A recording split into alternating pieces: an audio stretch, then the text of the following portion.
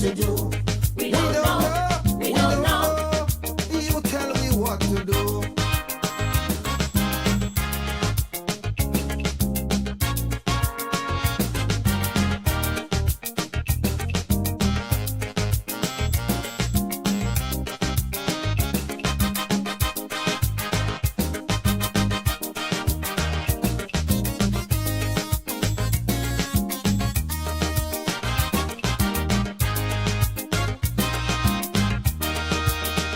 Now there's a lot of fingers pointing.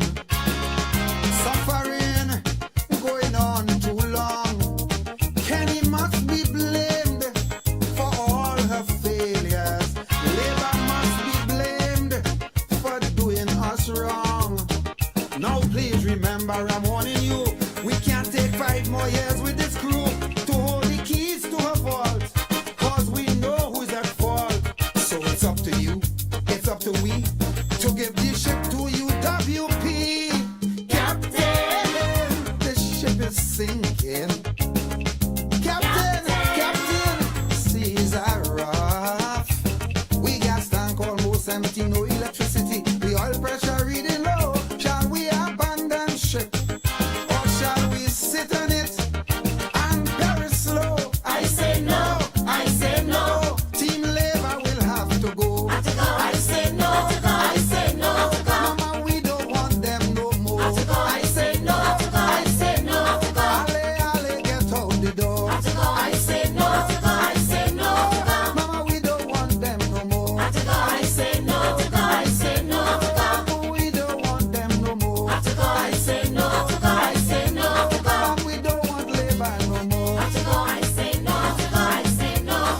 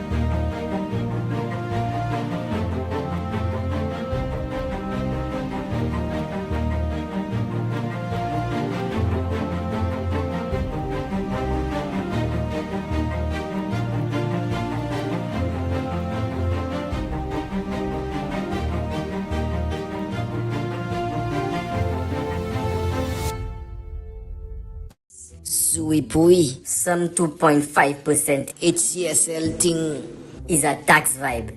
So what that have to do with people getting meg? But just now, to me them people paying VAT already. Exactly.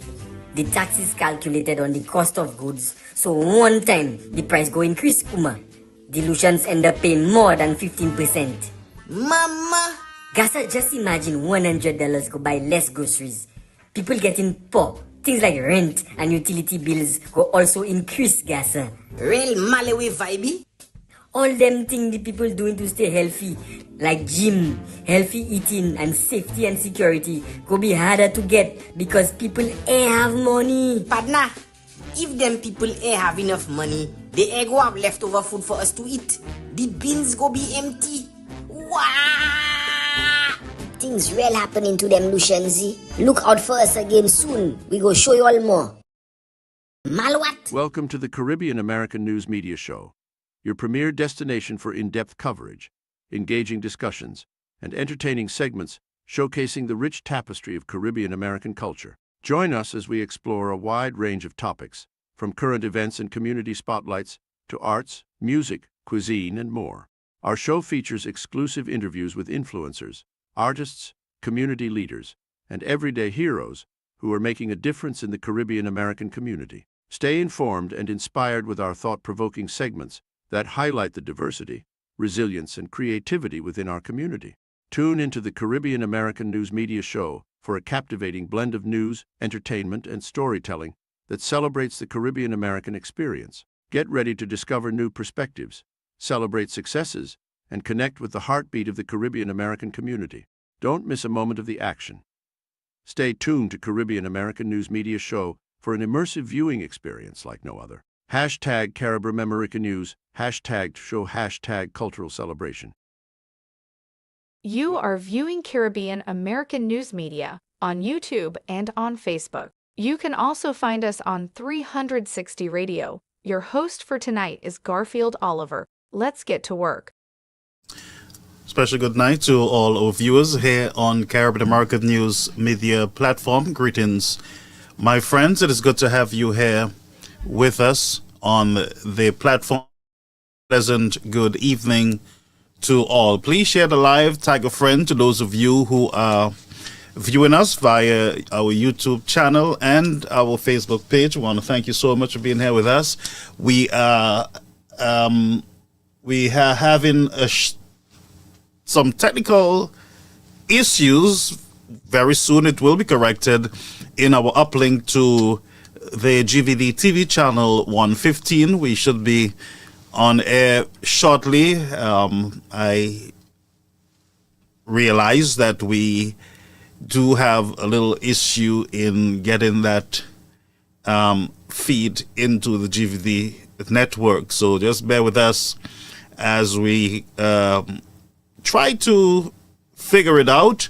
And very soon we should be up on the platform. But greetings, folks. How was your day? Saka Fet, how is... Wow, I was out of it for a bit, and I'm happy to be back on the in New York with our people. Very happy to be here with you, and we look forward to many more discussions. We will look a little at the whole CIP discussion in the House. We will look at the Speaker's attitude towards the opposition leader, Mr. Chasney. We're going to have a lot of discussions. A letter came out from the Labour Party concerning the women. That was the women rather, that was slain there in St. Lucia within just a week or so ago. We are just going to open the lines also at some point where we will have a discussion. We have seen this play out before with the attitude of the Speaker joining in sometimes in the debates in the House. He's not an elected member. His authority is much limited. He's more a facilitator and to guide the House, keep it into order. But we see him debating and even trying to explain contracts and, bordering on being a judge. So I put on my judge suit tonight to be the official judge of order in the House, and this is my house, and there will be order. And so I want to welcome you again. Please share the live, tag a friend. Let me see if we can get that the GVD TV up and running. Share the live and tag a friend. We are on, and we are going to be firing on all cylinders. Again, it is good to be back. We did use a portable broadcast system out of state, and it worked well for us. We were able to have a guest, and we were able to broadcast live on GVD TV, even while we were not in our studio. But now we're in our studio, we have a little issue, and so maybe I am just getting a little rusty on the technology, and maybe I need to spend a little more time in the studio, looking at the different softwares and whatever it is. I know we had a computer issue. We're still hoping to get a brand new computer system up and running again. This would be our second one.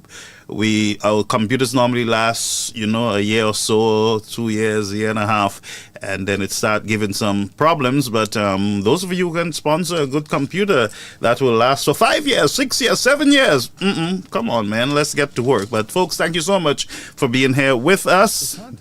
We are going to get right into business. All right, tonight we're going to look at, first of all, while we connect, we're going to look at Black Rant, and then we will be right back. The segment Black Rant, episode 035, that is 35. Another rant from the hilltop. Coûté Black. Les sept lycéens, nous les sept lycéens. Les sept lycéens avons commission by Richard Frederick. Richard Frederick, RF. Moi, je regarde un clip et on là, oui, cache, regarde. Ay bon hair. Ay bon hair. Garçon, as un homme qui couille ou indiqué, ou pas check ça, ou regarde. Garçon, ça sont honte ou ça, pour répéter ça. Ou bon hair. Use a proud solution, ou regarde quoi. Ou vle Philippe J. Pierre jouer un record ba, ou regarde. I'm a proud Saint Lucian. Garçon, ou just pour call. Now, you can spin story because of it's all about cause who live high life and les têtes les saint lycéens. Qui ça ou a fait by ces moun? Dis-moi, ou a fait un by saint lycéen? Hein? Diana Charles voye commission ba ou from Canada. Il doit commencer ti kay bois ou fait by ces moun pas même ni pour vite. Il doit même pas ça y à dingue. Imagine, moi apprendre, c'est kay chien là, plus classe, parce que c'est ti kay play ou de là ou fait bay moun ou ça. Vous regardez, you bon hein? Vous regardez quoi? Vous regardez, vous commissaire by Philippe J. Pierre. You are proud Saint Lucian, so vous regardez commissaire by Dominique Fede. Gasa Dominique Fede qui pour moun. Alan Chasney, ou ka bay parole Dominique Fede. Et ça sont honte. Ou ka ouais même si c'est moun non ka bay défaut hein. You qui love the people of Saint Lucia. Pow Richard Frederick. Richard Frederick, ou do ha gen 4 élections. Moi d'accord ça. Ça avoué, nous tous savons ça. Mais est-ce que 6e élection ça? Rush Clark kabao nightmares ou pas dormir un homme nan. Ek ba moi explain pour qui ça moi do ça. En 4 élections ou a gagné, ou pas jamais aller crazy quoi, ou pas jamais aller wild quoi. Ou non, ou te ka move pli at ease. Right now la garçon, ou la kon pitbull, ou check it, on pitbull qui peut manger pour combien d'années like on yon wage. Because ou savent rush kay brush ou. C'est kay brush ou mauvais ten. Oui man. Là où mi c'est bal yo. Ka mopou, ek lay mopou, ek chemico, même si chemico alva te di, il ka point yon de bouteille chemico pour nettoyer Saint-Jude, because ini chemico ça toujours. Alva ni chemico. Bon, di alva save li bao because rush. Lay bal yo election ça, lay fin bal yo, il ka mopou, ek chemico alva. Change moi do ça Richard Frederick. Richard Frederick pour man avoué qu'on monte by comme Philippe J. Pierre.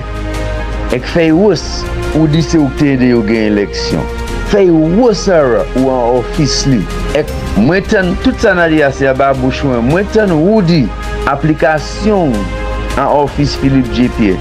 Pour qui ça est capable autant temps pour you approve li. Et c'est pour l'année ou dit yo. Bon nous vle ou vini à les médias, vini à les TV. In the news, ek di Philippe J. Pierre approve application oui. Richard Frederick, pourtant ou di ou ni application en office Philippe J. Pierre. Ek ou qui en office là, qui mané pas approve li a. Garçon, application ça donne chola poussière là. Application nan ou di a Philippe J. Pierre pas approve là. Although c'est ou qui en office li. Garçon, ça donne qualité la poussière là. Ça va fait. Richard Frederick, on sait Philippe J. Pierre, ça approve application nous pour monter as a MP by les bains. C'est si Kenyan Tony fait mézier. Tout temps Kenyan Tony ka vivre, that can never happen. Pas oublier ça. Another rant from. That was another rant, yes my friends, another rant from Black. Yes, Black. week's rant it out. Okay, so we have now we get into business as you share the live and tag a friend, folks. We have Pawol Wazin. Well, of course, at least I got it right. Pawol Zwazin. All right, another rant, and now we go to Pawol Boshime. Yo ka discuter développement qui ka affecté nous conscientisien en pays ça. Voix peuple là. Ma fèfen.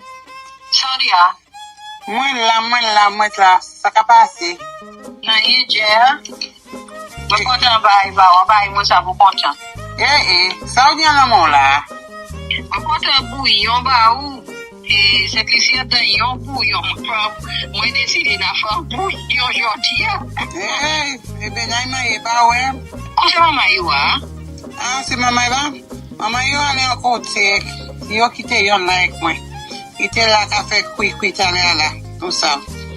On va café au yo ala bagay independence baton kapat cycliste yo pas passer tout bien. Oui. Ah ça yo aller. Oui bagay really amende wa connaître. Wa ça. Amifin. Est-ce que bagay baton ça là? Je sais que si tout bagay pour yo c'est en fait. On est indépendance là nous pas parler indépendance, nous pas parler non pour célébrer, pas dit non, c'est pour nous célébrer. C'est pour nous be joyful. Mais indépendance en temps pour réfléchir tout ça. We have to reflect on where we have come. Comme l'an fini. Après ça nous parti maman nous supposé c'est bon. Mais bâton ça là yo ka passer ka parfait là. Ou ça qui ka te bâton yé ma fifine? Non, nan y a ka calculer. Ma fifine n'a calculé ça c'est bâton yo mette ka bat simplifier. Qu'on simplifier avec pas comprendre yo pas quitter ces fêtes là régler yo. They're allowing all the good times, all the fêtes, one after the other. Fête, and a little morning with it. But dear madame te dit, on m'a dit sing la avec des côtes d'été. Et mais c'est ça c'est lycée qu'a fait. Fête. OK? Mais yo pas ka wè bâton ça là, c'est bâton qui ka patio cette lycée. Côté là CIP nous 1.4 billion de kamachi. Nous tout cette lycée, ça fait 10 millions à sous la ça là. Vous avez 1.4 billion CIP money kamachi. Oui. Toute caisse qui lit pour ces gens gouvernement ça là qui en power, ça va passer en batap. Pierre dit qu'on let me go to the courts for me to make sure that justice is done. Qui justice? Si c'était moi qui portais la machine, sorti l'anglité, et maté payer taxe à sous, police te kay mette l'emmène en dedans ou chasse à côté. On sait que le gouvernement il passe en batap, oui? Passe en batap, et qu'il a qu'à police quoi, qu'à still venir devant moi. 2.5% de vie bon là yo mette à sous moun. Yo dit c'est pour elle. Côté elle, Gardez l'état c'est l'hôpital là, ma fifine pour même ça l'état l'hôpital là. Eh ben alors ça. Ma fifine. L'état l'hôpital là comment? On connaît toutes ces histoires comment? C'est moi qui savent. Right? Moi qui savent. Et puis après ça ma fifine, calculez bien. You spend 80 million. 80,000 ou ça pour manger au stadium. Hey. Mon fille, on passe à ça. You pay 80 million pour manger stadium là. Stadium non. C'est ça, bon ça qui fait. C'est ça, bon moi avant aussi. Aïe yo. Qui s'agit là. Qui pas bien fait. Mais ministère qui en charge là. Si vous là qui pas de ça, même payer child support qui a, ou place en gros. Oui. Go book real estate. Café appartement, café condo, café Oui, c'est ça qui a fait cette décision. Son bâton, ça qui a passé, c'est bâton qui a pas de simplicien. Il n'y a pas de simplicien. Il n'y a pas de simplicien. Et puis c'est simplicien même avec. Il n'y a pas qu'à ouais. C'est couille au cabayo en dit dans Dadayo. C'est couille au cabayo en dit dans Dadayo en bas SLP ça là. Because tout ça yo ka ouais. C'est fait, c'est chicken. Ça pas indépendant. Ça pas indépendant. Indépendant nous supposé ni pour l'hôpital. Indépendant et porte là supposé bon. Indépendant nous pas supposé pas ni place ta en dit dans l'hôpital. Nous ni pour ka sushi mais tout partout. Ka acheter là pour payer hospital pilio. Moun ka mort yon derrière l'autre. Ça pas indépendant. Ça oui. Ça pas indépendant. Et 2.5 bon les ça là. Aïe ça là. Brûlez moi. Brûlez moi. Et les fin yo ka vinn di yo bay moun back là en casime. Les via et puis qu'on s'en vinn na plus haut passer back à so qui ça. Oui nous n'y anti là pour des jours. Mais pour try pour boucher des tout et puis ça. Pour changer vite. Dis-moi. Bâton ça là c'est ça. Pour être passer c'est ici quand disait mon bâton de mon qui là. C'est ça. Bagaille connaît ça pour dis-moi. Qui là. Comment ça marche bouillon là. Il a massipé. Dis-moi c'est ça. Eh bien là yo bail. Bâton ensemble bon because si you serve bâton right côté en le right c'est mon bâton really ça yo kay di mon qui ça yo fait là ça c'est bien 1.4 billion et puis là tout c'est ça poitiers by cette ici nous pas dans bonne place sans qu'à couler tout partout bâton en passé moi je dis pour yon que moi courir bon kay moi aventure aussi vite maman ka aller là maman ka do et un petit maman là because vous savez vous mettez les foundation so pas mettre les foundation WhatsApp deme Richmond I m'a été bouillon moi petit bouillon bien jet ça là dit moi là catch là because mom ça de toute bouger là mais cette liste yo bouger là cette liste c'est l'hôpital ça et yo bouger regardez là yo dit impérial yo vinn independent là yo vinn independent pour garder ça yo ka fait pays comme gouvernement là ça yo ka fait mais c'est ça nous kay parler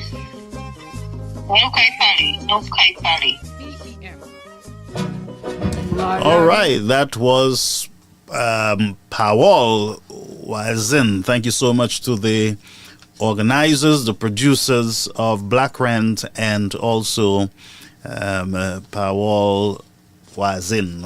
Very good production. Thank you so much for being here with us. We are still not on Jubilee TV. That is a technical issue. I believe it has to do with our system here in New York. I believe our computer has passed its time and it is overloaded this time, so we need to get it replaced ASAP in order for us to be effective in our broadcast. So share the live, tag a friend, and don't forget you can support our computer through the star system. You can submit stars on the live if you are enjoying this program. If you're on YouTube, you can send a message through Caribbean American News Media platform over on Facebook, our messenger, and you can pledge your support there for our new upgraded system. The time is right for that. All right. Okay, good. All right, so let's move forward, friends. My God. So the SLP, the women, of course, of the SLP kept silent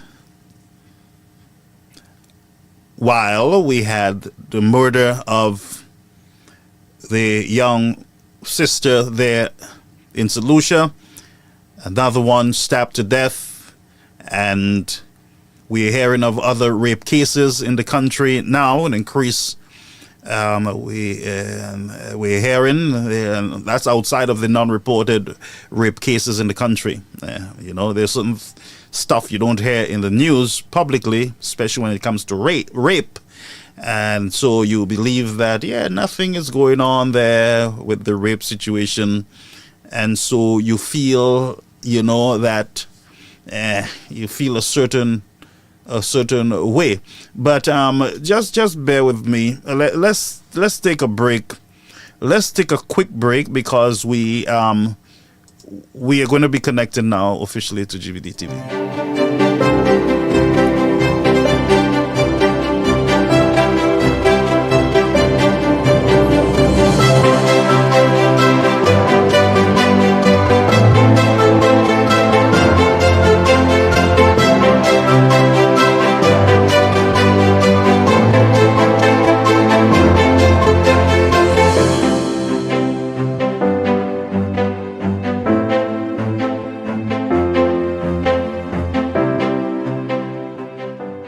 Welcome to Caribbean American News Media State of the Nation with Garfield Oliver. The news you report. Let's get to work.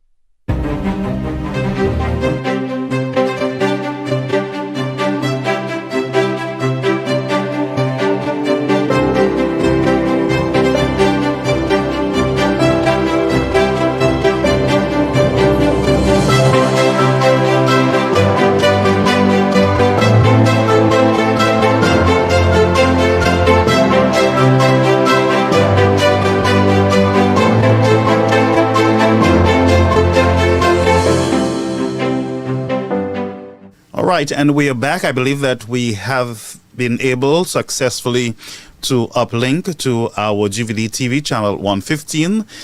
To those of you who are just logging in, you have not missed a lot, and so we want to apologize for the technical delay that was on my end. I believe it has been rectified through AI and other intelligence here in our studios, and so we are live on our GVD TV platform. Thank you so much to the technicians there in St. Lucia and the owner of the GVD TV network. Thank you so much, friends. We are live. We are live on the air. All right. Thank you so much.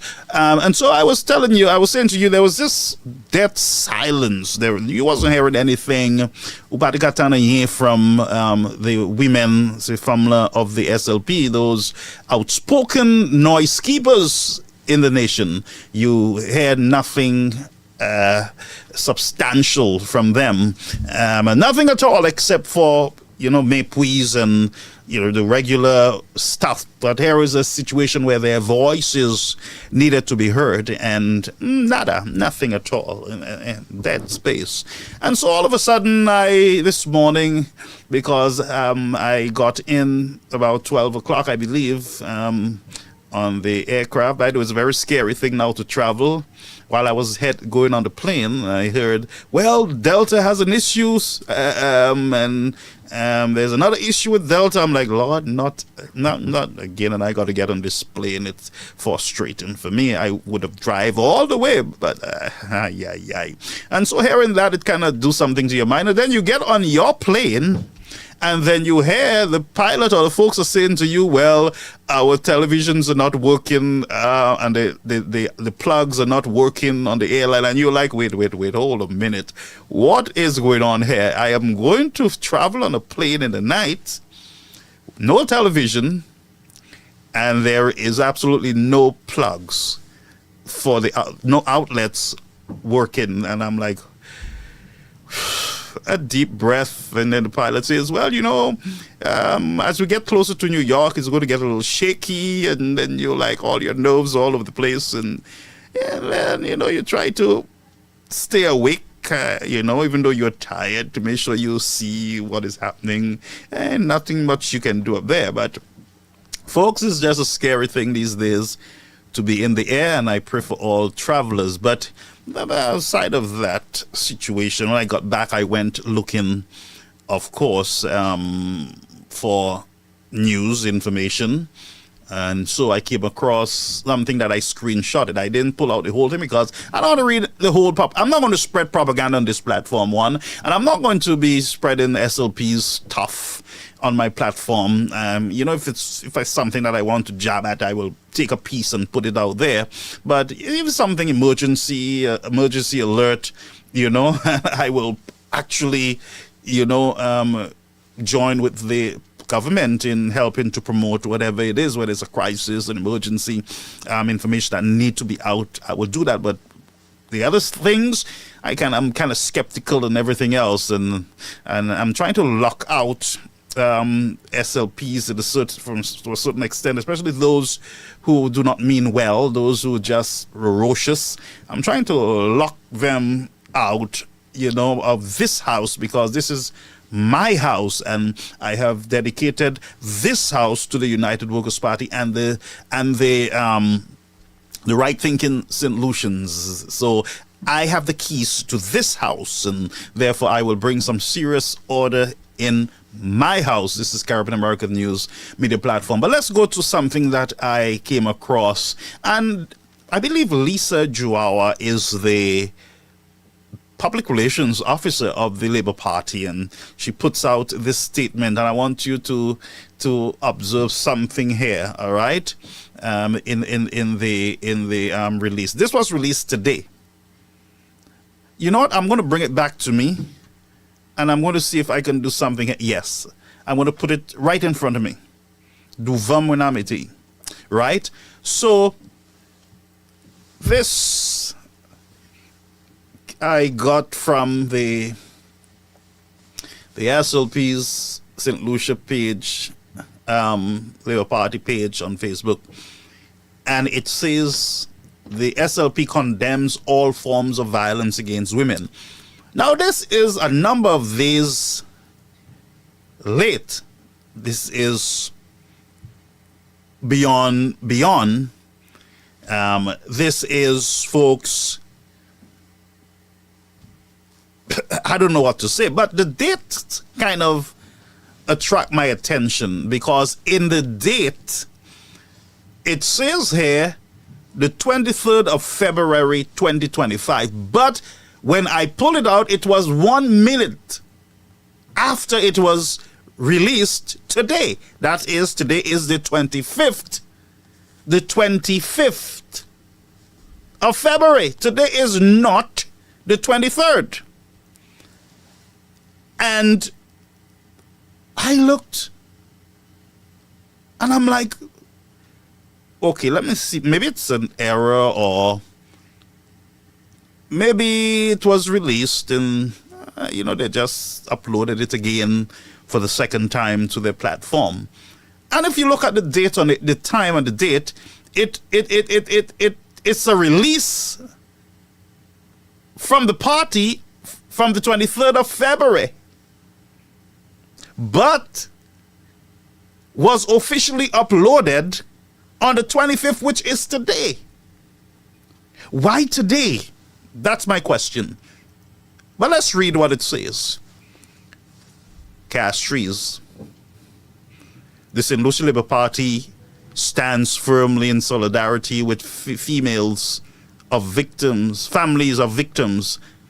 whose lives were lost due to domestic violence, and strongly condemns all forms of violence against women in St. Lucia. In a span of 2 weeks, 2 young ladies were brutally murdered, leaving behind grieving children and families. Alana Bernard, 28-year-old, who was a mother of 3, was gunned down minutes away from her home. 20-year-old Julie Williams was stabbed to death. This violence against our women must stop, and must stop now. Now, let me just pull up the Labour Party horse for a while. Let's just pull you up for a while, because you need pulling up, huh? And I'll tell you why you need pulling up, because you knew, not that you did not know when this happened. A statement like this you would expect to come out the following day. Yeah? But in your release, you're saying in a span of 2 weeks. So it seems like you're waiting for the pile up so that you can put out a statement. And even in putting out a statement, pretending that you guys are so much caring for these women when you said absolutely nothing. When it comes to Chastney and the UWP, you were in every network, running from network to network. You put on your running shoes from one station to the other to talk about Guy Joseph, the United Workers' Party, and you call Timothy Shaw to condemn the United Workers' Party and the leader.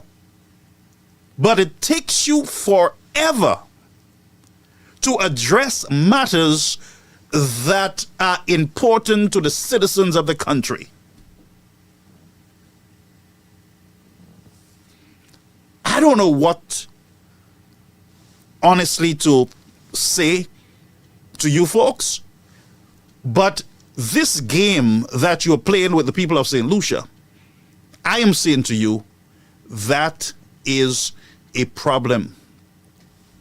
It is a problem. You understand what I'm saying? And we, the people, the citizens of this country, will not stand for it. We will not stand for it anymore. Because, and the truth is, folks,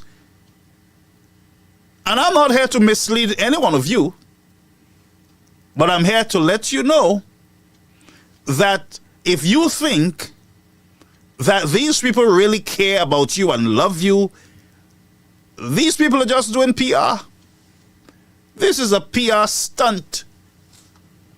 That's all it is. And I will tell you why it's not genuine, because of the dates on it. Look at how long Alina Bernard, a 20-year-old, was killed in the streets. It took pressure, a lot of noise from the United Workers' Party. It took Minerva Ward to come out and start putting out stuff. It took the United Workers' Party to agitate for you guys to say something. Agitate for you guys to say something.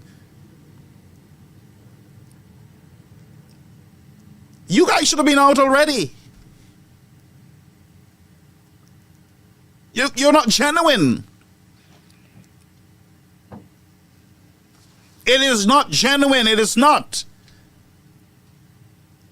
It is a PR stunt because you knew that you were going to go in the house and somebody was going to challenge you guys on this same issue. So you put out a half-cooked statement.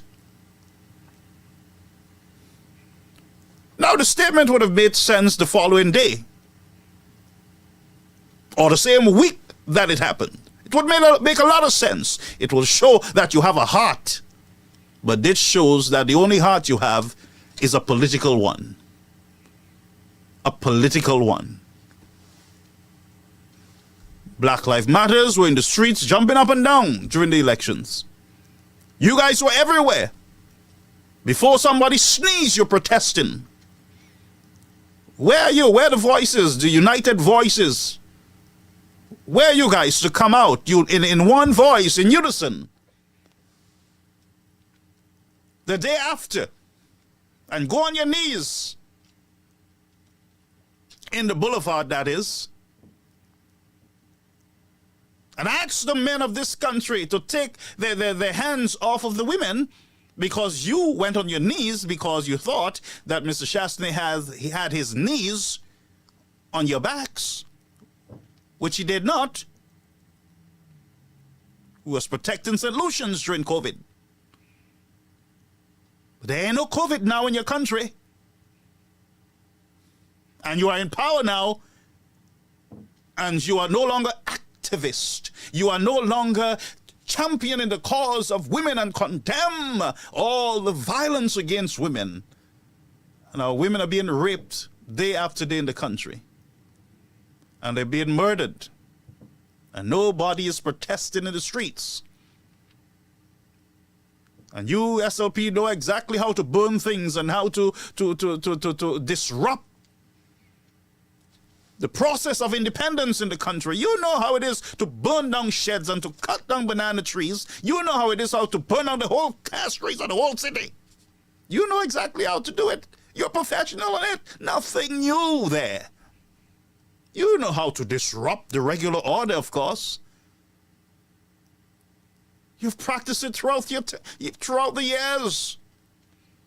Even John Compton went through hell with you all just to get the country into independence. You wanted it to be independence under you guys, so you wanted to delay. You wanted in election first. Election first. You have always been about you, SLP. And that red have always represent blood from the north and the south of the country. Whether it's our farmers being killed in banana strikes, or the streets, the roads that are unsafe, where people are losing their lives on those streets, or whether it's in the hospital where people are losing their loved ones, or whether it's in COVID, blood all over the land. And yes, the country, the streets, the ground, the floor, it is crying out. The blood of the citizens are crying out from the ground for vengeance, and you wonder what is happening into your country. But you put out a nice little something to say, I stand with women. Go show that you stand with women. A bill should have been in the House today. A bill to show your outrage should have been in the House today. So as the world turns, what can I say, folks? You know what? Let's get away from this. I came across, before we're going into the House, we're going into the House, folks. Wait till some stuff happened. I was just reviewed this afternoon some of the happenings there in the House, and I'm going to show you something, and most of you would have seen it already, of course. Yes, just bear with me, folks. Most of you would have seen the drama today. Were you expecting something different? Not really, I know. But let's get to work, folks. So I came across a little clip from Shelton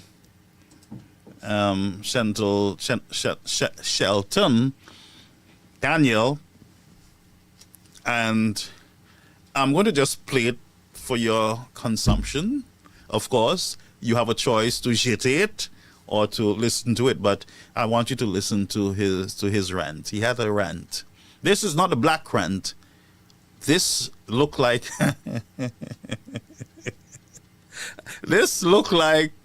I can't find a diving glass rant. Let's call it the diving glass rant, folks.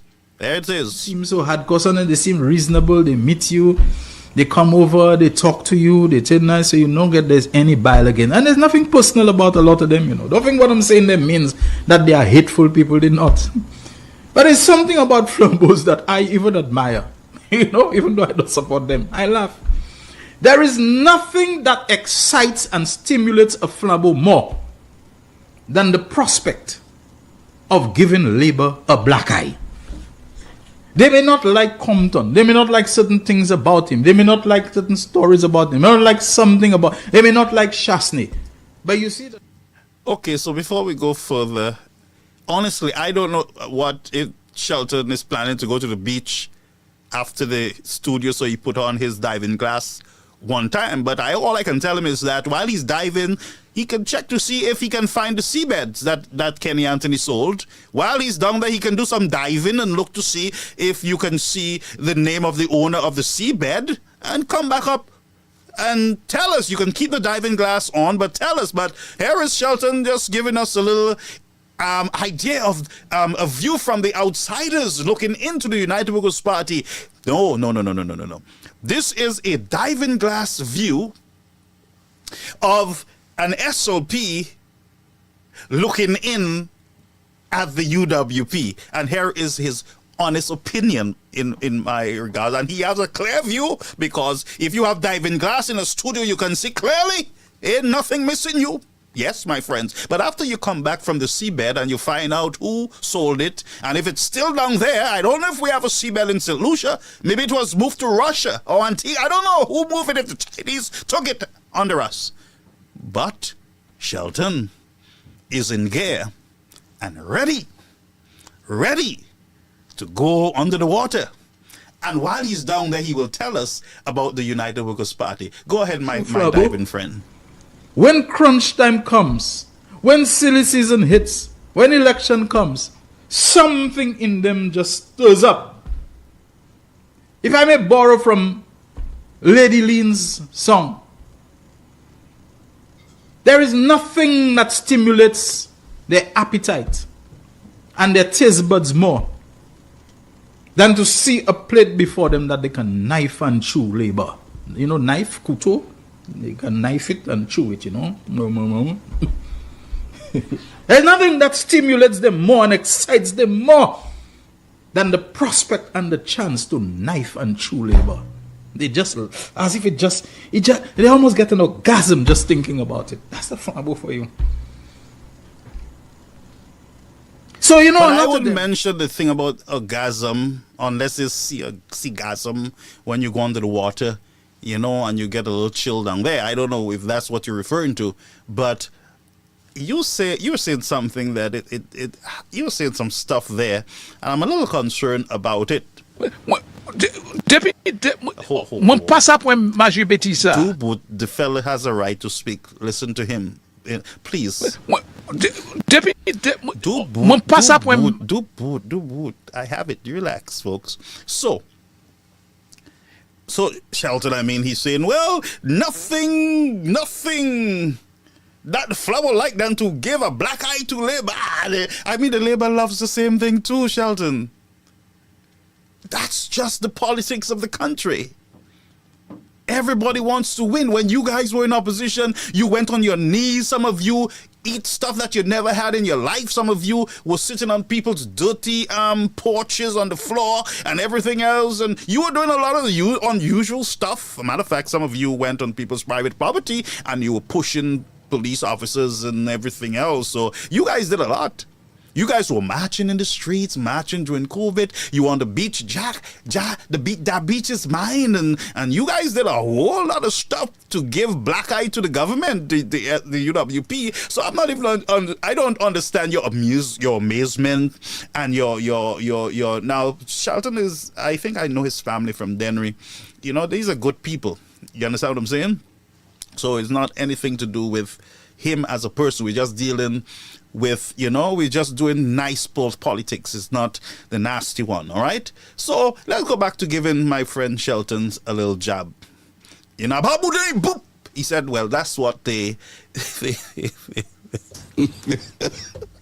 said that's what the UWP, that's what they got to do. It's called a desire to win. You guys know that. So don't come and pretend like it's something new about the UWP and you're so amazed by it. No. Don't do us that, please. Please, just get some tissue and wipe the diving glass, because there's more that you will see in the upcoming weeks, Doc. Before elections reach on the horizon, before they can see any hope in Chasney, they can't see any way, they can't see any way. They'll tear into him. They'll tell you things. They'll meet you. A lot of them will even fool Labour, including ministers and government and all, to tell them, look, man, I've supported the UWP before, you know, but not me with this man Chasney, you know. Chasney, I can't take on this fella. They'll tell you that. And maybe they're genuine, you know, about not liking Chasney. But you see the flabo in them. As you draw closer to time, they just have this passion, this energy, this rage to take a crack at Labour. And there's nothing when election night and they see they win the election. Nothing can stop the orgasmic pleasure and gratification.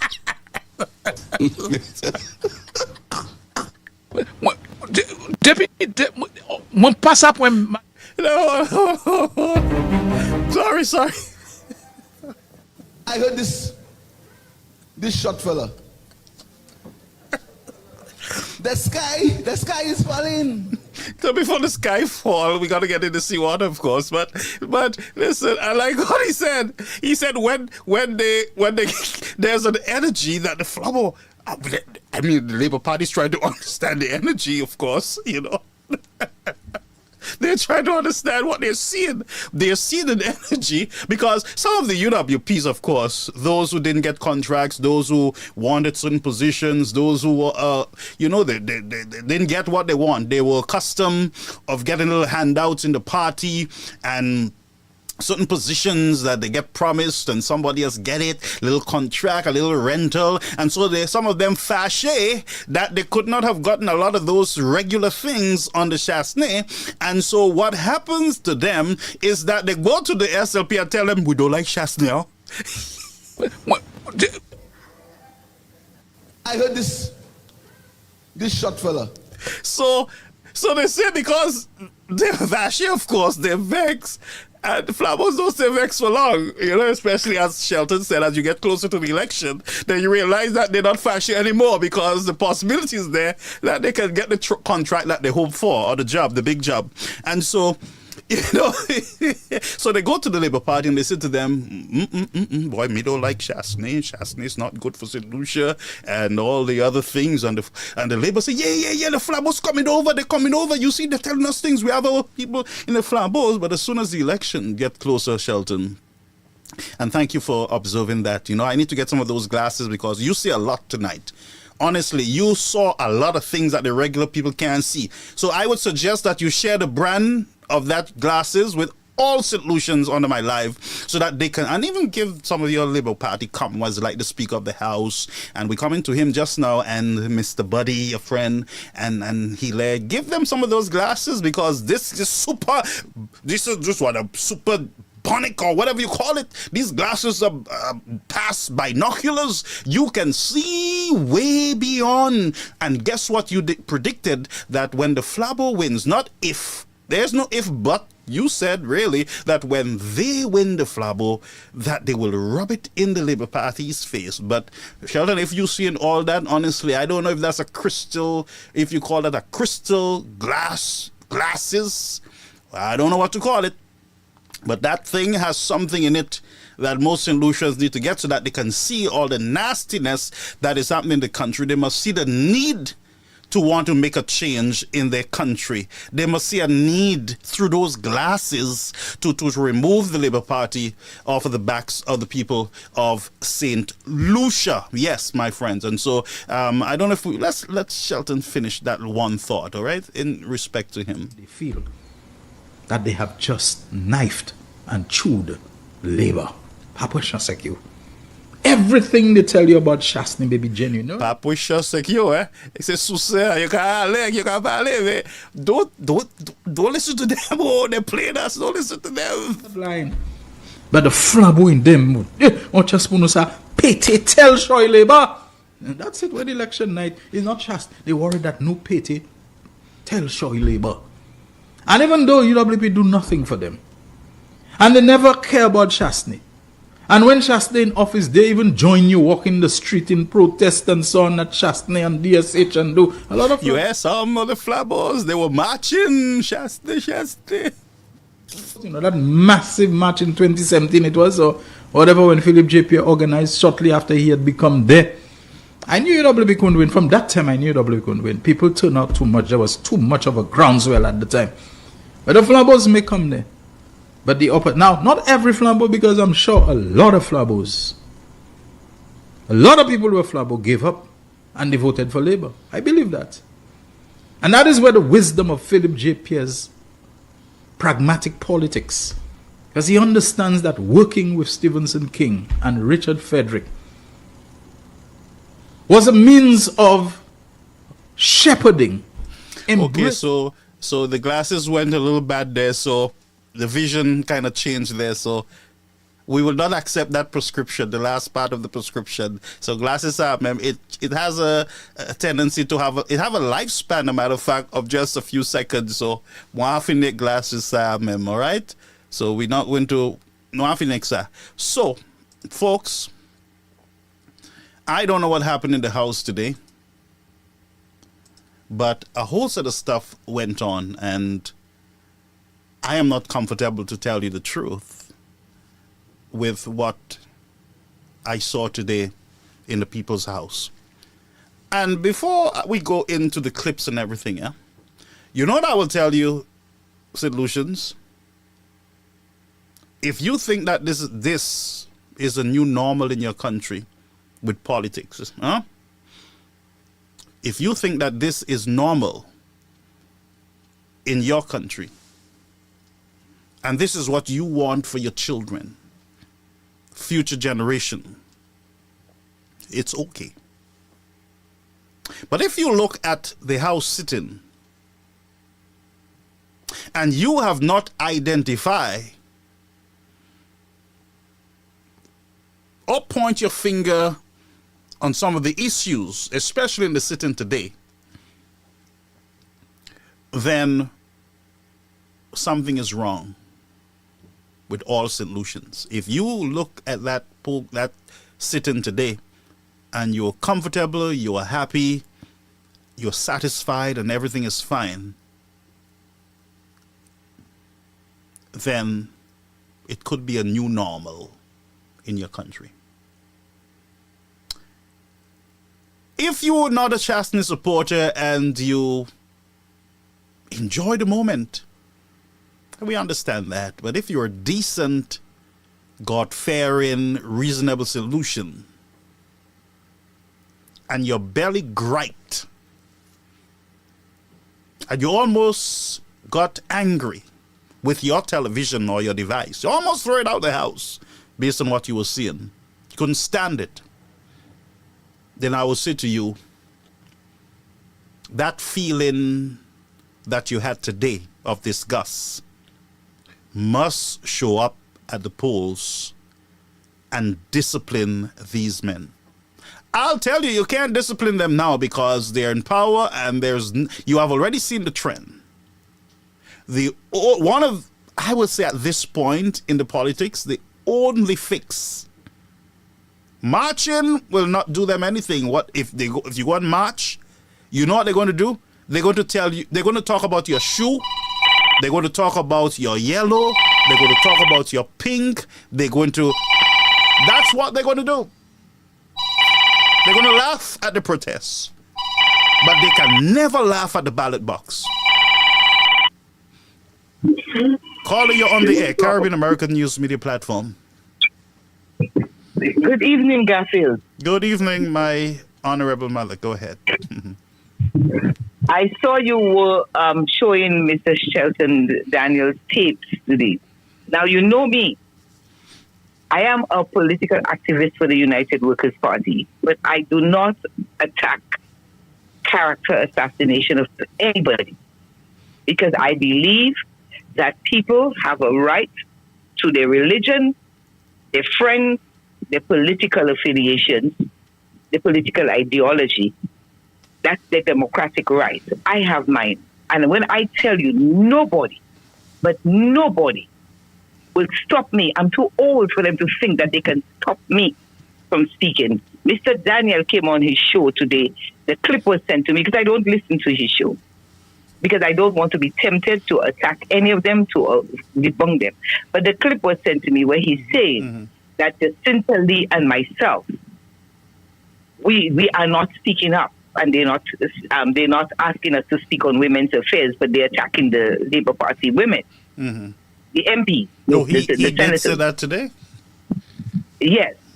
I can send you the clip. I can send you the clip when I'm through. Yeah, thank you. Let me tell you, today he did it, and the clip was sent to me. And anybody on the live who's listening, I know a lot of people saw the clip on the train or on the room. Send it to Garfield while I'm speaking. Garfield, let me tell you something. I used to be the president after Geraldine Rock of the National Council of Women's Associations in St. Lucia. When I left St. Lucia, before I left St. Lucia, Flavia Sherry became the president. When I returned to St. Lucia, and because Flavia had moved over to CAFRO, and with the Honorable Virginia Albert was the then as Dr. Virginia Albert was then the president of the National Council for National Women's Associations in St. Lucia. Okay? I don't hold no national position. I am not a government official. I am not in any government women thing or gender thing. Nothing like that. I can't call a press conference. I cannot be, and even in the United Workers' Party, I'm not the women's chair, but our women have spoken up. I've seen videos of them. I have spoken on the women's issue in that happened of the women being murdered. I have written about it on social media. I have spoken about it on social media. Why would you be targeting Jacinta Lee and myself when we are not MPs? We are not females in the government. We are not female senators. We are not head of any women's organization. In the years when the United Workers' Party was in government, you used to have all these associations, the Crisis Center, the National Council for Women's Association, the National Association of Women Organizations. Where are they? They have all died out. They have lost their voices. They have all done. Now the government official organizations that are there, they are not speaking up. Okay? The minister have come on and said she must speak on gender affairs because you cannot equate young men in gangs fighting gangs war and killing each other, which is sad for us because they're in crime, they're involved in crime, and people are crying out for the crime rate. You cannot equate those young men in crime killing each other and equate it to women being raped and murdered. You cannot equate them. Right. Okay?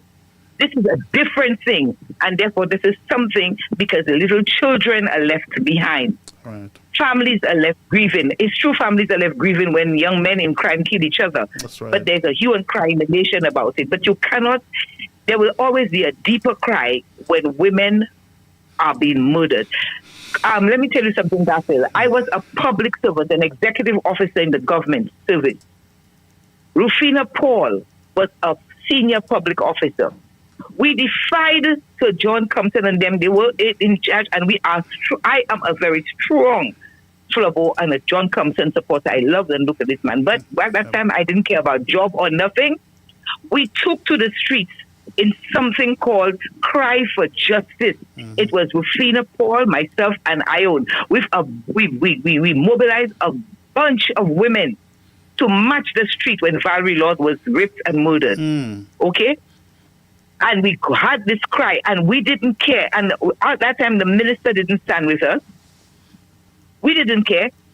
We didn't even think of asking the police for permission. We had this huge march. Ended up on, I don't know if many people remember that, ended up culminated on the square where we had speakers and we spoke. Why is it that women are so silent today, that they cannot come up and talk about such violent attacks on women? Why it is that they think when you speak and when people speak out and they ask, because if the government wants to give me a job without payment, I don't need payment, you know. Yeah. Give me a position in charge of just make me the speaker, the spokesperson. And I can assure them I would be speaking because then I would have the authority to call press conferences and to speak against this kind of violence to women, to abusing women, raping them, killing them. I would speak up on it. So don't go and say as if Jacinta Lee and myself hold some kind of position just because we are political, we are affiliated to a political party and we support it and we speak out, that we should come and speak out, call a press conference? Let them pay the press conference for me and I will do it. Let them give me the permission to call a press conference and they pay for it and I will do it. And I will speak. But before they can speak, ask them first. I am sending this message to the Mr. Daniel to please give me the authority and I will speak. Okay? I will speak on air, on all the television programs because they will pay them, all the national television programs. I will come out and speak if they will pay for it. But what I can do in my own power is to go on social media, which we have, or the United Workers' Party's women have done. So let them tell them to step back. You see, what has to stop in this country is the hypocrisy that's going on in this country. The Labour Party supporters feel that the United Workers' Party supporters are supposed to be just silent. Let the government govern and say nothing. But this is the same government that never allowed the Alan Shastney government to escape with nothing. Whether right or wrong, they were on them, they would march, they would write, they would fight. You saw what used to happen in the House. They're walking off, they're standing up, they're abusing the female speaker and getting on, not obeying no kinds of rules. But today, you should have seen that under the government life. It's like it was a shock, it was a hue and cry. All of them had put on white robes and halos, because this has never happened. They've never seen anything like that. This kind of hypocrisy must be removed from St. Lucia. It is only happening with the Labour Party. The Labour Party has brought in a division in this country, and now they want to silence the UWP. And why the problem is the fear that they have. It is because the United Workers' Party is no longer silent. We give as good as we get. We give, sun for sugar, butter for fat. We give you back as good as we get. We pull up the videos. We show you the hypocrisy. When you come up and talk about, oh, Shasta doing this and Shasta shouldn't do that, and y'all shouldn't talk. I actually heard the Minister of Tourism say in the House today that the opposition does not support nothing the government do and say it is good. Did you ever support anything the United Workers' Party did? Did your party ever support it? Did you all ever support it? You all never did. Stop the hypocrisy. I mean, come out real. Let the people see you all are real. Be strict. Let the opposition do what they're supposed to do. They're opposition. They cannot be quiet. This is a democracy. And a democracy means that there must be governance and opposition to keep the government in check. That's right. Because that's what you all did. And so how dare you all try to tell us now that we must keep silent, we must not talk, because all we care about is elections and winning and this and that. Of course we want to win. Of course we want you all out. Of course you all are not good for St. Lucia. Of course we believe that our government is better and our leader is better. It's the same way we believe that the young people that don't remember John Compton, but we believe John Compton. That's why we were there, the young activists fighting for Sir John to remain in governance to develop this country. And now we see it in Alan Shastney, the second UWP MP to have ever won an election as Prime Minister.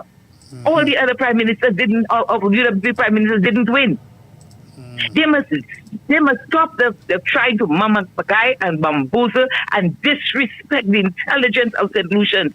As I always say to people, intelligence was made before books. You don't have to have all the degrees I have for you to be intelligent, because you cannot put it's chicken and egg thing.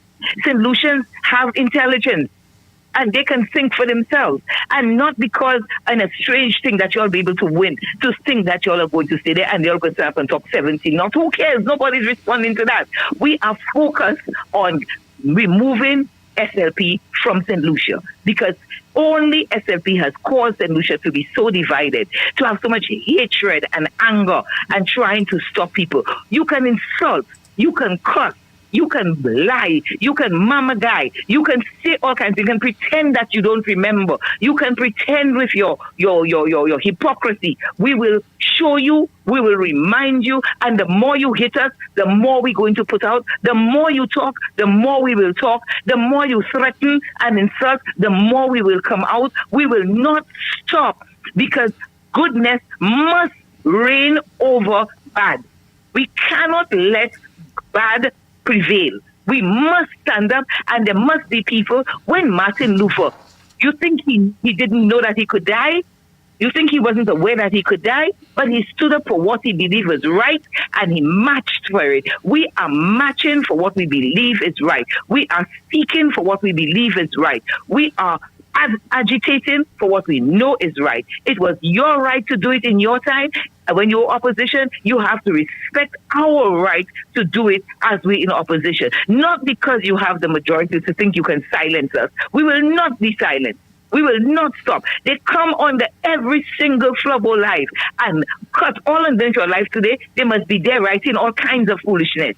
That is what they do. See if you see Flubbo under any SLP live. We don't do it. We don't go there. The government live has now become an SLP live. You cannot go there without being insulted and attacked. I was told to fix my eyebrows. You think I care about that? If you think my eyebrows have a problem, pay for it. Come and pay for a makeover for me. That's right. If you think that I supposed to dress better, I'll come and buy me some clothes. I need it. If you think I'm broke and I'm poor, give it to me. If you think that I'm desperate like you, show me your papers. Show me what you have. Show me your track record. Show me your career. Show me where you are. Have you walked in my shoes? Have you been where I've been? Do you know anything about me? Do you think I look desperate like you because I am standing up for what I believe? I'm a highly educated woman, a degree to master's and a PhD, work for all international and regional organizations. You think I was a diplomat before I wasn't a diplomat before I came to St. Lucia? I held international and regional diplomatic passports before I ever came to St. Lucia to hold for 2 years an ambassadorial diplomatic passport. You all want to insult and attack people and tell people nonsense and think we will back down for you? I will not insult you. I will not sink to that level. As a woman of God, one, and as a woman of integrity, I will not sink to your level of insult, and I will stick it to you with the facts.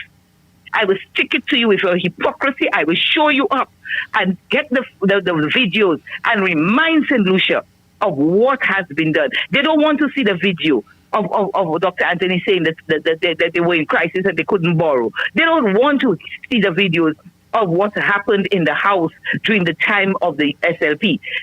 They don't want you to tell them and show them the misbehavior and bad behavior of their MPs. They don't want you to tell you where the things have been wrong that they have done. They don't want to tell you how they stop projects, but they will want to say UWP stop. Say it, but don't prevent us from saying ours, because we didn't stop you from saying yours. This is a democracy and we cannot, and I will fight for them to have the freedom to say what they have to say. Once you don't, if you come for me with something that's going to touch my integrity and my reputation, you will pay for it in the court. You will pay for it. But other than that, you can call me ugly, you can call me fat black, you can call me what the dickens you want. I don't care, because I am wonderfully and fearfully made by my Jehovah God, and in his eyes, I'm wonderful. So when you say these things, it runs like water on a duck's back. But you cannot touch my integrity, and I will stop you, and I will tell you, and I will show you that the United Workers' Party governs this country, and every time they're there, they develop this country, they make it better for St. Lucians. And the young people, the young voters that don't know of what happened because they did not experience what Sir John did for St. Lucia and how he developed St. Lucia, and the attacks that he took from the SLP while he was developing this country, which they are now enjoying. I want to let them know that Alan Chastney has it, and that is why I am there fighting that vision he has to bring St. Lucia, and we throw it away. They throw it away. Okay, and put the SLP, and they want to tell me SLP did. Don't you can just say, Garfield, you can just say that you gave me money and you bought this for me and you bought that for me, and you can't prove it. Prove it. Show it. Are you all better off? Is things easier for you all? Or do you want to be a set of people that all you can do is get some money today and tomorrow you have nothing? You cannot plan your future. You cannot do, you're still a beggar. I will never beg. I will never need. I will never want. So that is the kind of things I'm saying to them. Do not ask me to speak. I am speaking where I can. I am an advocate. I am UWP. You can call Alan Chastney my God if you want. That's your business. I'm sure the whole of social media knows who is my God. I'm sure they know that and who I put first. And it's because I put him first and because I know that I'm being guided by the Holy Spirit to stand with the United Workers' Party, I will keep on fighting evil. And I will keep standing for my country and my people. Thank you. And tell them, if they know, leave me alone and back off from me. Okay? Because Alan Chastney, the disrespect that they give him, I say to Flubbos, take that rage, take that anger, take that disrespect you all saw there to a man who stood up calm. He didn't do like the others and walk and storm. He stood up calmly explaining his point because he's speaking for people that elected him. Keep that and put it and make sure that each of you know that you're important, your vote is important, that your work is important, that you speak to your neighbor, your friend, your worker, your family, your everything. Alan Chasney cannot win this election by himself. UWP cannot win. You are important to make them win, and you have a job to do. Let us get this corrupt, hypocritical, insultive, divisive SLP off the backs of St. Lucia. Thank you, Garfield. Thank you so much. That was Dr. Ambassador Fletcher, who I allowed her because she, she's passionate and wanted to get that off of her chest. And looking at the clip, of course, I too got a little concerned and not frustrated, folks. But let's go over to the clip, and then I will show you the hypocrisy of the Labour Party. We'll take the calls after I go through this segment. All right? Or whether there's an over-expectation by some members in this House as to what they expect that this bill is going to be able to achieve. This is a bill to simply create a registration for real estate agents. And before I begin, Mr. Speaker, I think it's important for me to clarify because I keep hearing the member from Castries East speak very often, almost every House sitting, Mr. Speaker, about what he presumes to be my anger and my disappointment in losing the election. I want to let the member know, please don't lose any sleep for me, because I'm certainly not angry, not disappointed, and I certainly trust the will of the people. But I have to say to you, Mr. Speaker, is when I see the policies and the actions of this government for the last 4 years, I think I can join in the voice of many other solutions that are angry and are concerned. The fact that they got a 6 for a 9 when they went to the polls. But again, like the member from Castries has indicated, we'll let the poll make that final determination. I'm happy to hear he's so confident that he's going to win 17 not. Again, for a person who says that he trusts democracy, he seems to be presuming that the people of this country are very satisfied with their policies, Mr. Speaker. I said they had another member of the House, Mr. Speaker, and he spoke specifically of resemblance in his presentation. You know, Mr. Speaker, I have a person that I know and the kind of character that he is. I think that many people have made reference to him in the past. And his characteristics are very reminiscent of some of the behavior I saw displayed in the House today. And I think the name that they've given that person is El Guapo. But I let that speak for itself, and who wants to be able to understand that, Mr. Speaker? Mr. Speaker, the member from Castries Southeast. So, folks, just bear with us. We're going to be playing through the Prime Minister, the opposition leader, the Prime Minister in waiting. We're going to be just listening in and out, but you can see what is happening here, that Mr. Chasney is getting under the skin of the members of the St. Lucia Labour Party. And when I say members, don't matter what they say to you, they have already given Richard Frederick and King the nod, the okay. They are not making it public, official, but Mr. Frederick is a Labour Party man. He is part of the Labour Party machine. He is doing their bidding. When I say their bidding, he is speaking. When Mr. Frederick speaks, he speaks on behalf of the St. Lucia Labour Party, and there is nothing anyone can say to me that will convince me that he's not. And so he's the one that they are allowing at this time to do what they consider the necessary tasks that are before them, and that is to embarrass Mr. Chastney, stain him up as much as you can.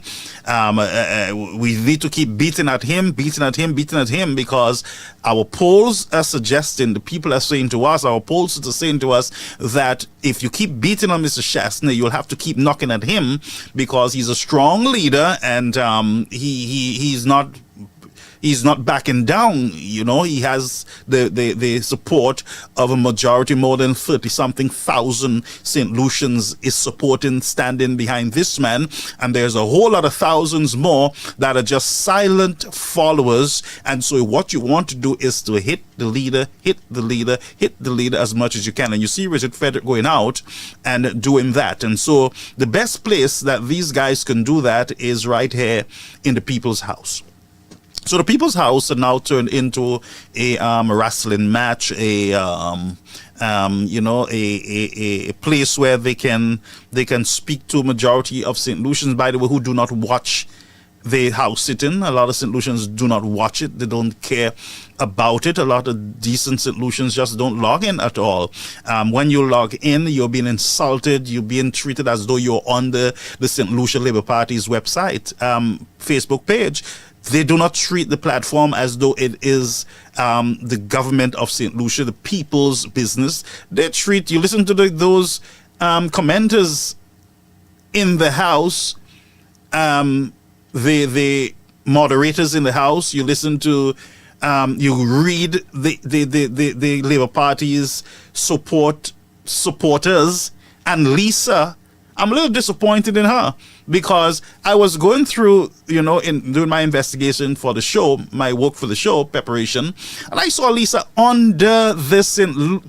Lucia government's feed, the people's feed, jabbing at the opposition, jabbing at the UWP under that same feed. And I'm like, what is this? What is going on here? Is this a takeover of our democracy?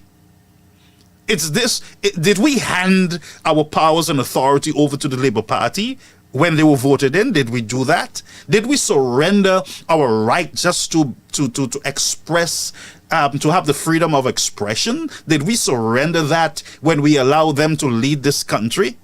Did we surrender our will and ask them to allow take my will and make it thine? Is that what we did? And so you have government senators who are the PR of the Labour Party coming onto the NTN Live to join in this barrage of harassment of the citizens who go under that platform so that they can see what is happening in the country, the laws that are being passed, the discussions. And so people back out. They no longer go there because they know that once their name pops up, there's going to be insult. My name was being typed onto that thing ever so often. I see my name popping up, people trying to pull me into some Facebook fight. I don't do Facebook fights. I don't go onto people's life to disrespect them, even sometimes to disagree with them. I don't really do that. I scarcely comment on those things, and so they want to draw you into this fight, and then they turn back and say, look what she's doing. She's supposed to be a UWP. Look at what the UWP, look at what the preacher, look at what the Christian doing. And that's what you folks need to understand, that these guys are playing a serious game with you. So when I saw Lisa under that thing, I'm like, how did we get here? You realize that the people are being attacked under their life. I don't consider it to be the flabos. The people of St. Lucia, the citizens of St. Lucia, are being insulted under the government's life. That should never happen in any democracy. So Lisa, you are rebuked. And you need to cease from this nastiness. Because once you see the people insulting each other, what you need to do is to back out. Don't even type. Don't lend your name. Don't get involved. Hi, hello, and you're gone. But to comment and to write, and without even saying, folks, let's respect each other, she didn't even say that. And that's to say to you that your democracy is being held hostage right now as we speak. And the only fix to it is at the polls. Very bizarre. And I had to reread the explanatory notes as to where does he think that in this act that the selling of land is going to be involved as part of their regulatory obligations. I mean, when you go through the act and you see what is the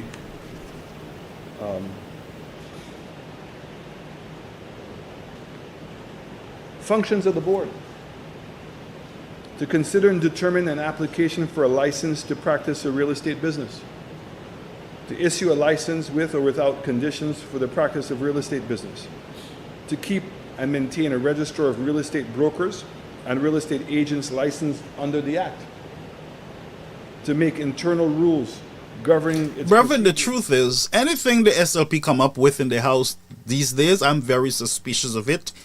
And I would want to know who are behind some of these laws that them fellas want to pass. There's always something. Who are these people who have contributed to this piece of legislation or law, whatever you call it? What? Who is responsible? You always have to be suspicious of these people, because there's always something untowards when it comes to them fellas. And I want to find out, I want to know, folks, we're going along fine. I want to know, why is Kenny Anthony still sitting in that place, in that house? Why is he still sitting there? I honestly want to know, because every time Kenny Anthony speaks, you hear his gripe, his frustration. It's like these fellas are not even paying him no mind. They're treating him, like you have an elderly grandpa, you have an elderly uncle, an old uncle that's just miserable, and you just allow him to talk to make him feel like he know what he know, and you just sit by and like, he'll finish soon, man. He fall asleep just now. Yeah? That's how they treat Kenny Anthony. Because every time he comes there, he keeps, the man, he looks frustrated. And I know his frustration. He said he's not going to sit there with Buddy, and Buddy is there. Huh? Them fellas making Kenny Anthony look unprofessional. Because you have Kenny Anthony and you have so much respect for him and love for him. And by the way, every time you speak Philip J. you treat him bad, because what you say to St. Lucia is that you are the only government who have done everything in St. Lucia. Not Kenny Anthony. I don't hear you praise him the way you should. So when you say that you are the only prime minister that have done this and done this for police, the only government, your government, the Philip J.P. administration, the only administration that have done so much for police, for nurses, for the roads, for youth, and for everything in the country, you are the only government. You must be a madman. And usher him out. Take his microphone and usher him out.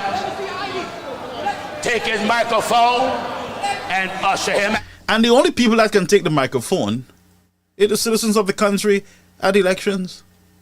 You insulting the man all the time. You're the only government. You're the only government that have done everything good in St. Lucia. That's what you're saying to the people. So all other governments, including Kenny Anthony, have done foolishness. Foolishness. And the man is frustrated, of course. He's frustrated. And I can't wait when Anthony leaves politics, the books that he will write and the things that he will say in the future against this administration. Because you guys look like you just throw things on the wall and see if it will stick. Consult the man. He's a professional. When Kenny Anthony come to the House, Kenny Anthony should be able to just bow and say, Mr. Speaker, I understand the bill and I support it 100%, and he sit down. The man don't have to come there and just be telling you guys what foolishness you all are doing, basically. This is foolishness. You're giving away your powers just like you give our CIP money away. Just like you give all the monies to the GPH people.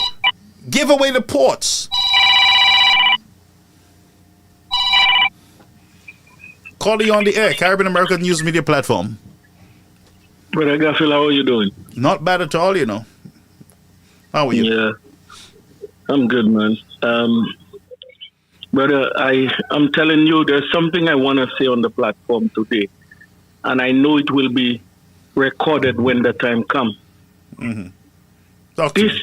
This St. Lucians need to understand how things work against them. Because where we are today, it wasn't 5 years of Alan Shastney's administration that put us here today. Because that is what the Labour Party wants us to believe. That everything got broken when Alan Shastney left office or came into office. Mm-hmm. My brother, let me tell you something. Okay?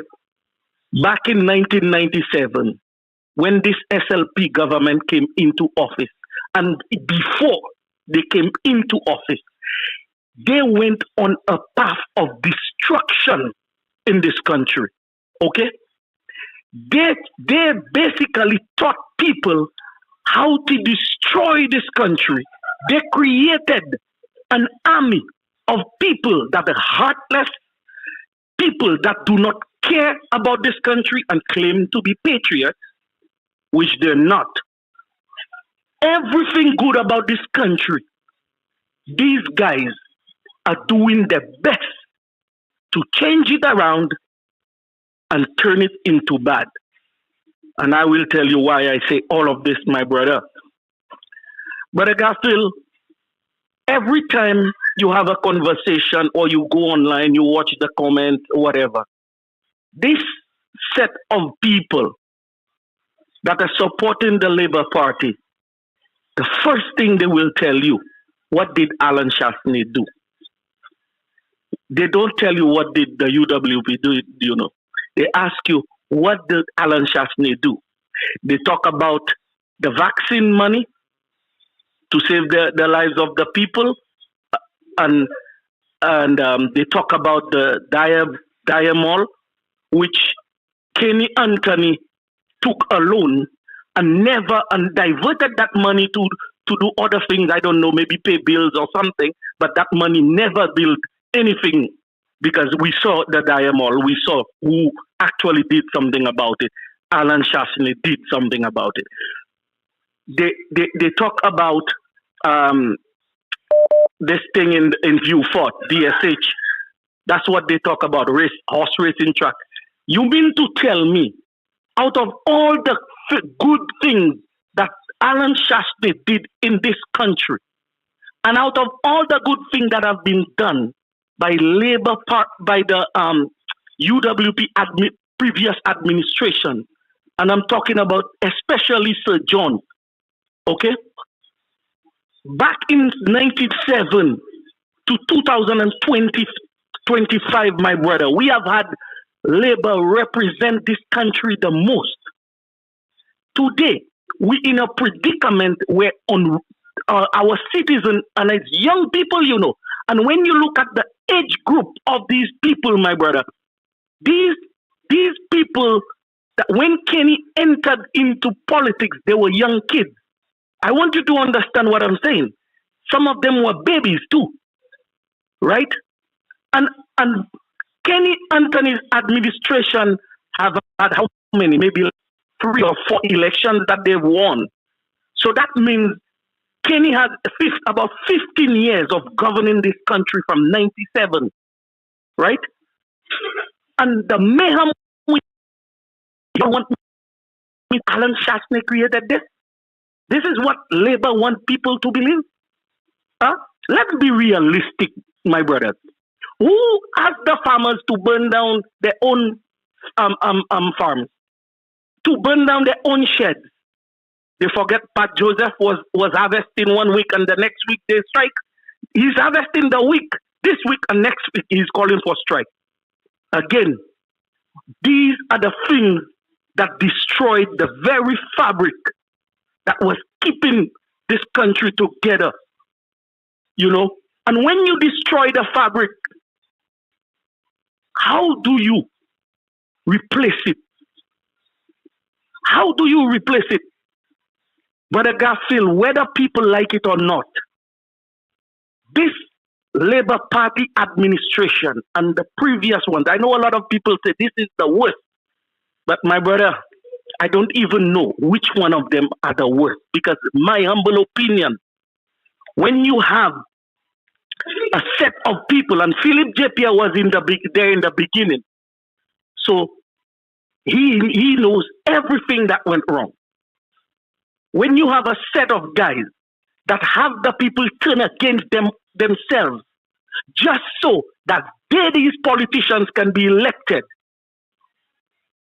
and they kill the very industry that the future of this young generation today heavily depended on.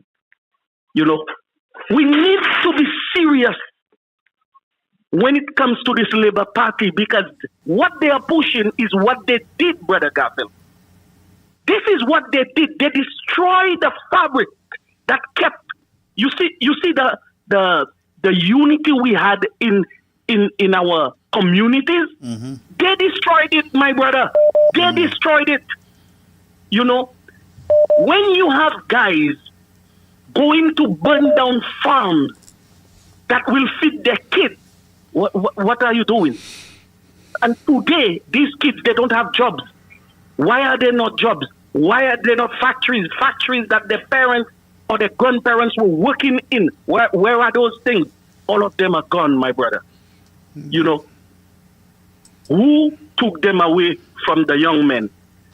When they take them away, you know what happened? These young kids are growing up. There's nothing. The sports that we were leaning towards, they didn't invest much in it, because the famine started deteriorating, because Chiquita started.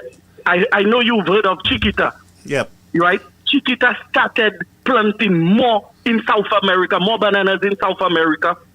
Dole, which is the main company, now controls the entire market in South America and producing North Americans with and other countries with the banana.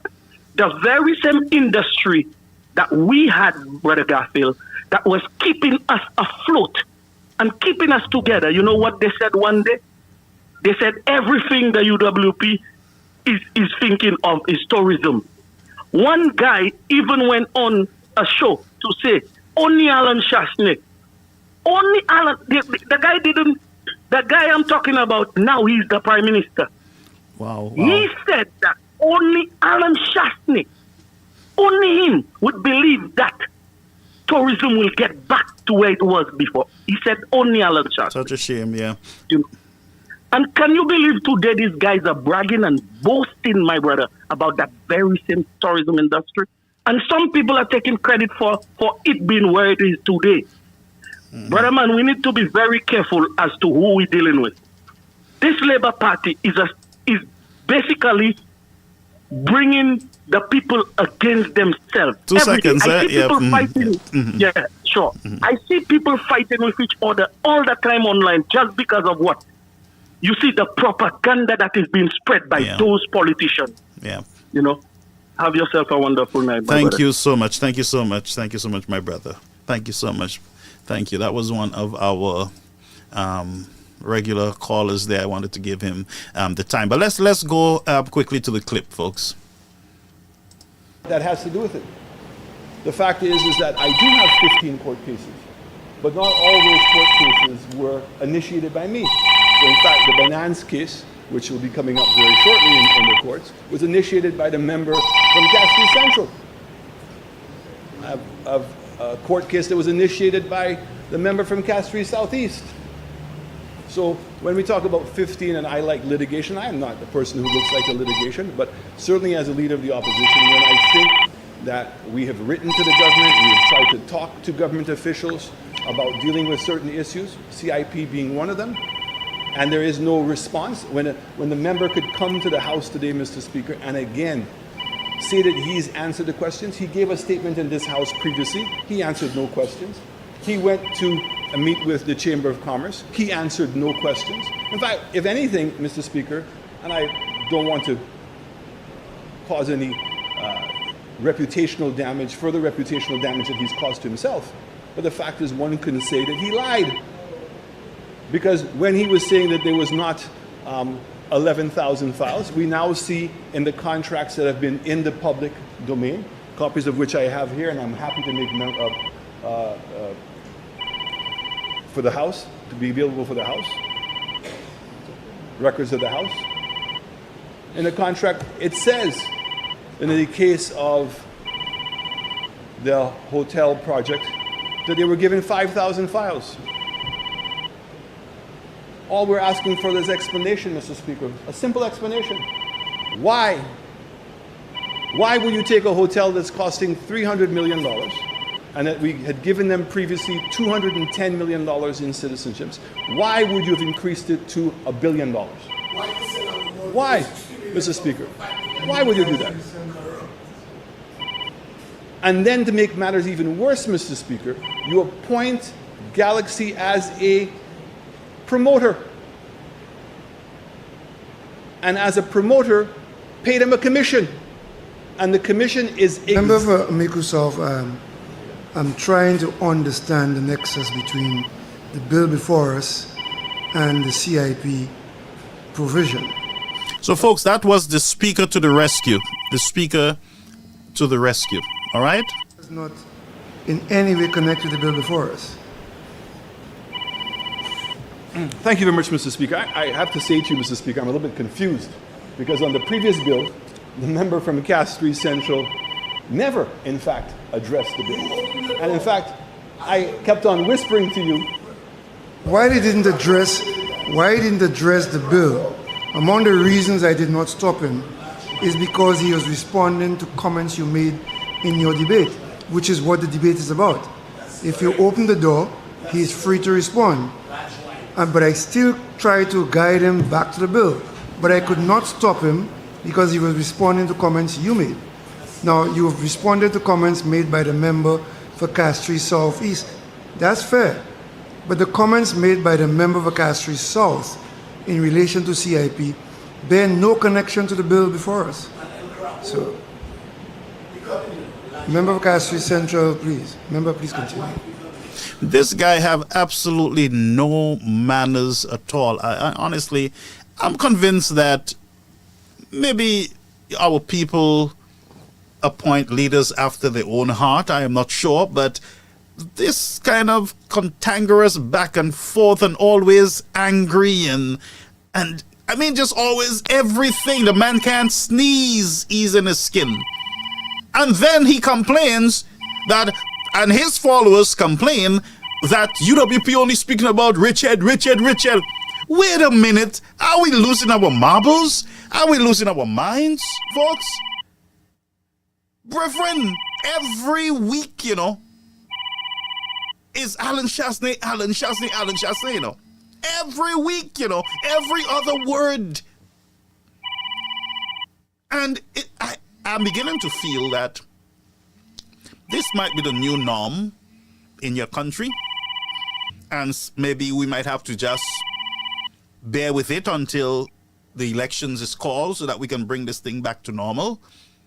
We can get a speaker that can discipline this man. Just say to him, look, guy, this is not going to happen here. Not in my house. Or the people decide, look, you're not going to be in our house.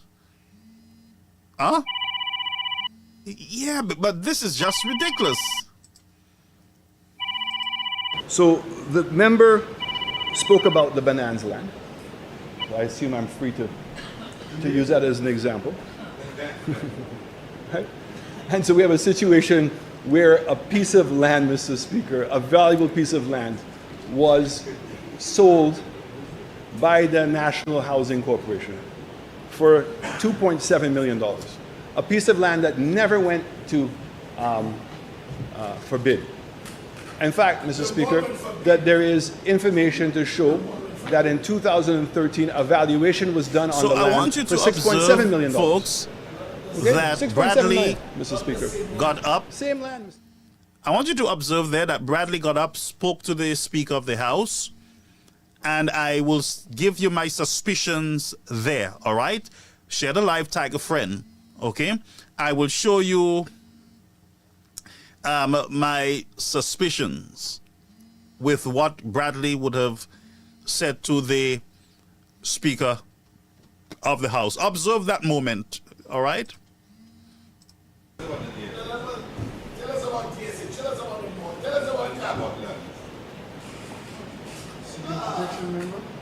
Yes, please. Members, please allow the Leader of the Opposition to proceed. Am I free to respond?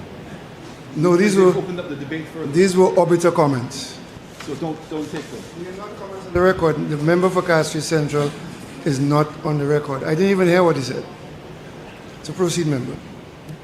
Well, so you realize that the Speaker is never hearing, and he's laughing because they know what is going on. The attempt is an attempt to frustrate the opposition leader, of course, and to, get him to a place where they can, they're actually trying to stain his image, drag him into unnecessary back and forths. That's all it is. Observe the Speaker of the House and look at the other members who are sitting there. Audience outside heard it. I'm very happy to, at any time, answer the questions about DSH. Anytime. In fact, the government should be able to answer them because they have all the contracts. Observe the Speaker so is they going would to be respond fully very aware soon. of what is in the contracts and actually what has transacted. But in the case of Banan's land, Mr. Speaker, the land was sold for $2.7 million.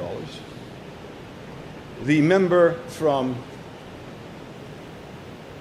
Castries North, along with a senior executive member of SLASPA, signed affidavits to say that SLASPA was never interested in the land. Well, the evidence that was provided in the case actually shows that that's not true. It shows that SLASPA was interested in purchasing the land. And there's a lot of evidence to confirm that, including the minutes of the meetings of National Housing. So, how this bill would have resolved that issue is, I'm perplexed. Because this is not about a valuation of lands. This is about registering. This is about registering real estate agents and creating a code of conduct for the real estate agents. That's what this is about. The members spoke about the Daher Mall and went into some diatribe. Just pay attention, folks, I it's failed to coming. even begin to understand what he was talking about. It was a very simple transaction. You had a building that was owned by the state. I mean, the member from Vieux-Fort South is here. When he came back into government in 2011, he chose to take a larger loan, and included in that loan was to pay and purchase the Daher Mall. Up until that time, the Daher Mall loan was on the mortgage of the building, meaning that the bank was prepared to lend the money to the company that owned the building, and the bank was prepared to lend the money to rehabilitate the building to make it operational on the basis of the value of the building. I have no difficulty with what the member from Vieux-Fort South did. If he chose to purchase the property at that point, that's fine. But when we came back into office, it was an asset of the state, a non-performing asset of the state. And we purchased the land originally for $10 million US. And that $10 million US also included the land in Union. And what we did, $10 million US is what the land was purchased for, the property was purchased for. And so the decision was to sell the ground floor to a separate company. It's coming. Member for Castries Central. Yes, told you. Mr. Speaker. What is the point of order? That the member is misleading the House. The Daher Mall, I don't know where he was then, but I was part of the government when the Daher Mall was purchased. It was purchased for more than $10 million, in excess of 20 million US, and he sold it for $5 million US. It was and I can get the guy's record. Trembling. Look at him. It was purchased for in excess of 20 million US dollars. and he sold it for $5 million US. But I will make my contributions. Thank you, Member Cassius. But you do have an opportunity to respond in your contribution. Yes, I do. Proceed, Member. Thank you. Not only does he have an opportunity to respond to it here, Mr. Speaker, but the government show that he has on Thursday night, because I have to presume, I must believe that the comments that he's making on the show, Mr. Speaker, has the full endorsement of the Prime Minister, because many times he's made reference to say that he's speaking on behalf of the Prime Minister. So I assume that he will have that opportunity on his show to be able to Mr. Speaker. Member Cassius Central. Again, the member is misleading the House. I have never, and that is the kind of looseness with which he speaks. I have never ever said I am speaking on behalf of the Prime Minister. I have never said so. I'm asking him to provide the proof or withdraw it. Member Cassius.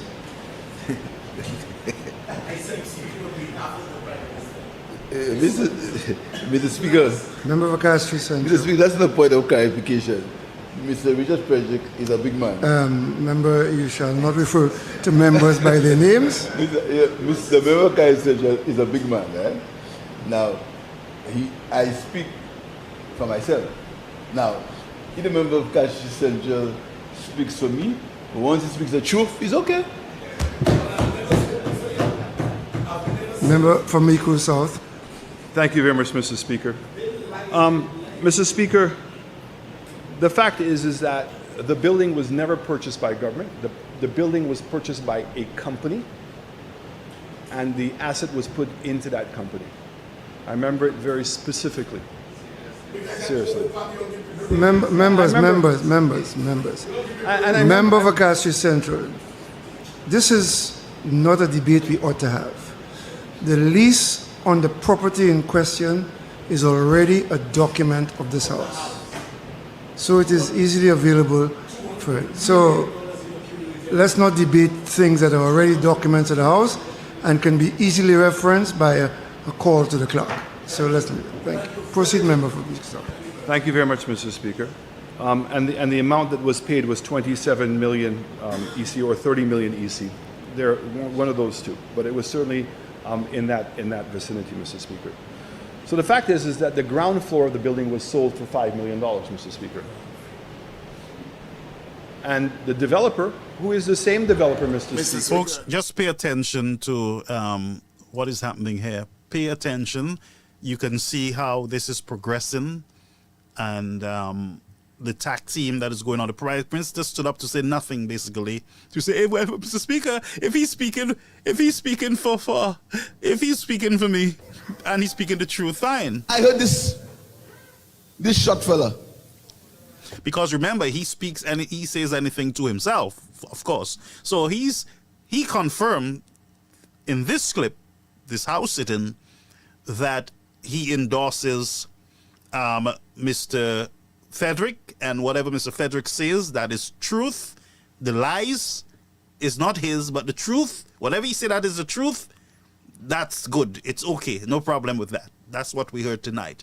Now it is going into the Diamol fight. Why? This is important. Mr. Frederick campaigned on the Diamol.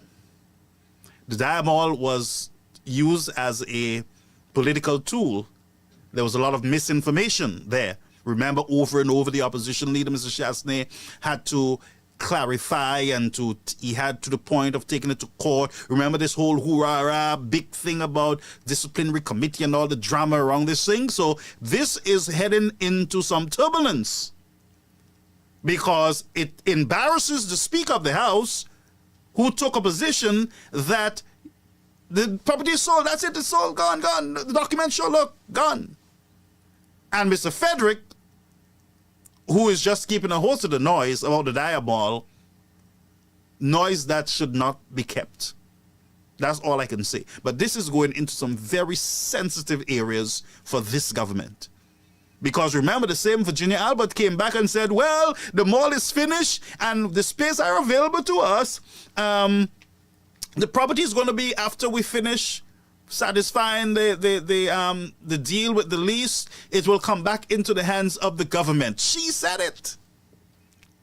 So she's sitting there confirming that there is an arrangement, there's a clause in the deal that after the company would have recovered the monies that was spent, of course, on the construction, that the property would have been returned to the people of St. Lucia.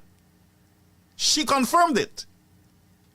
And it sounds like we're arguing two separate things here. I don't know what's in the speaker's head, what is his point. But Mr. Chastney just took them fellas in very rough waters. Yeah? And in the St. Lucian, in the eyes of the St. Lucian people, those who are seeing, not those who wear in Shelton glass shades, but those who are seeing, folks, they're like confused to a certain extent. And there's some who are saying, but we have the evidence. Here is the document that the Dyer Mall went into an arrangement that the people of St. Lucia will get back this building after we have satisfied our lease agreement. It is like a rent or a lease to own.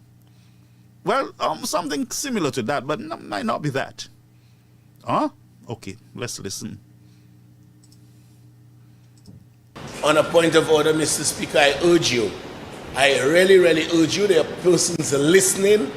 There is a deed of sale for that property. The leader of the opposition keeps on. And by the way, I don't think it's persons, it's people. For me, I don't know where this person thing come from, honestly. Is it slang or am I losing my head or something? But this persons, people are listening. And people are listening to you too. People are watching you, and they are little people, they are big people, they are smart people, they are not too bright people who are listening to you. People are listening. I don't like the kind of persons thing. But go ahead. Members of the public and running away from factualities by saying that the ground floor was sold for $5 million. I beg to basically elucidate him. Unless a building is registered under the Condominium Act, part thereof cannot be sold. Member Castries, let me just add that this matter has already been litigated in this House, and it was the conclusion of this House that there was no such information regarding the sale of ground floor of the house. So we can move on that, member. That is already on the record. There is no indication in the lease that was made. So the speaker have in his record something that is not the truth. Understand this, you know. Understand how them fellas are getting very frustrated now. Chastney alone with a smile on his face have all them fellas. They have half of them silent. Kenny Anthony want nothing to do with it. Huh? Alva Baptiste? Well, his head is in a plane in the clouds. The only one who's getting on, acting the way he's acting, is the speaker and Richard Frederick. Because they are the same two who went on a rant with the same discussion in the same house. So in the House's record, Speaker is confirming that there is something that need to be looked over. There is something maybe with Satan's stamp on it, which is called a lie, deception, sitting in the House as official documents. And I would say we going to be seeing where it's going to lead. All hell is great. Right now you're smelling smoke, the fire coming. You're smelling, so all hell will break loose in the House because Satan might have showed up today. Go ahead.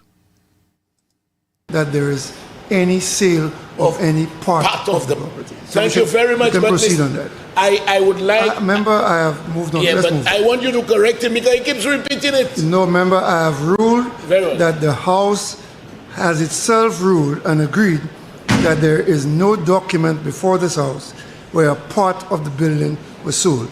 So, member for Microsoft, you shall refrain from making that comment.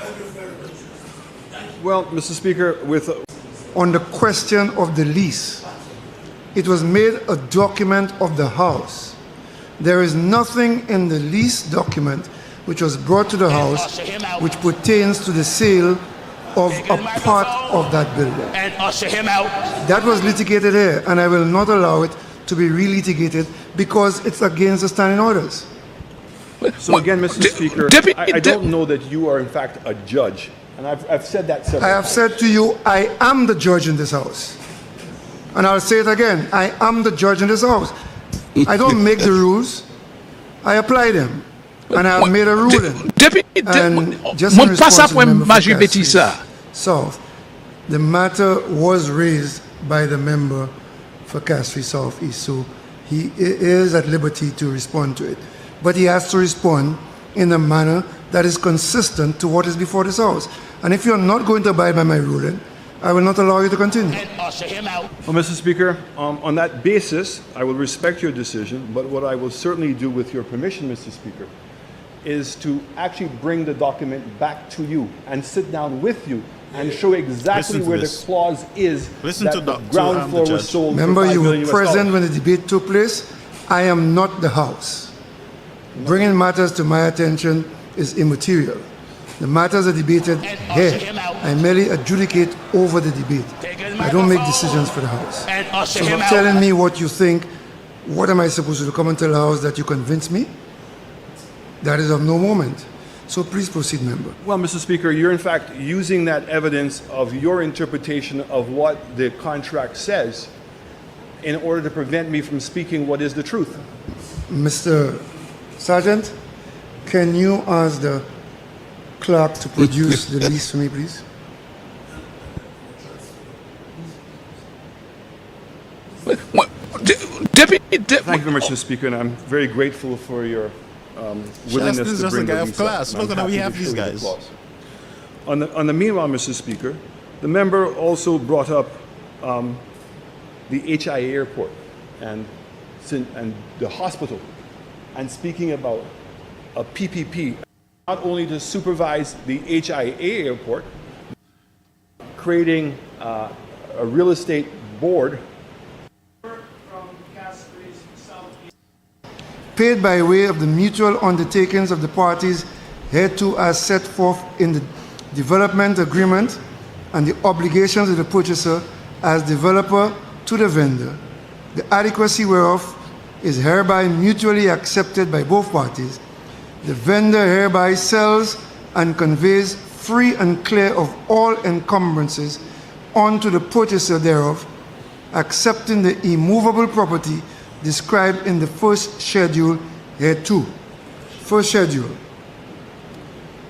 All that parcel of land situated at Bois in the quarter of Grosley and registered in the land registry as block 1253B, parcel 888 in the registration quarter of Grosley, and it goes to give north, south, east, and west.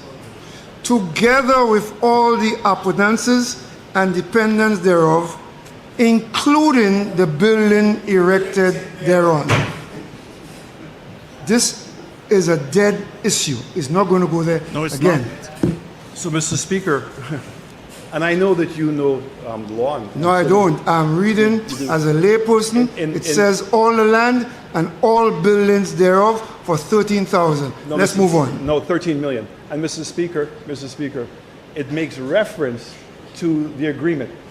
And therefore, it's in the agreement that it's member from Miku South, the issue is dead. The transfer deed says the land bordered XYZ and all buildings thereon. This was debated. I have brought this back to the House only for the record. It is not something I intend to do in the future. Once the House has ruled, the laws are very clear in the standing orders. We cannot re-litigate something that has already been litigated. So please move on, member. So, Mr. Speaker, I am going to stand up for what I believe is to be right. In the same lease that I shall not permit you to proceed. But I'm going and to if proceed. I'm going to have the officer to remove you. Then you do what you have to do, Mr. Speaker. I will do what I have to do every time. I will not allow you to misinterpret a legal document. It is clear that it speaks about the agreement.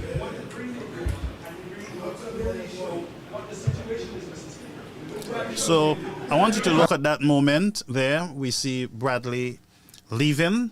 So I want you to also note that statement, that that part of the clip, and we'll be right back with our comment on it, okay?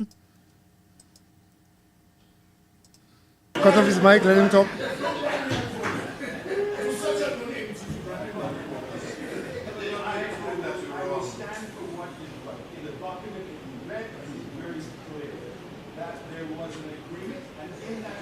I just have you know you're not on the record, eh? So go ahead. Please go ahead. What I'm saying here, I said it out publicly, and there's a documentation to substantiate it. The fact is in the agreement, and a reference to in that same agreement, it specifically says that the ground floor was being sold for the 13 million. So basically, the speaker took off the mic, of course, and Mr. Shastri was not able to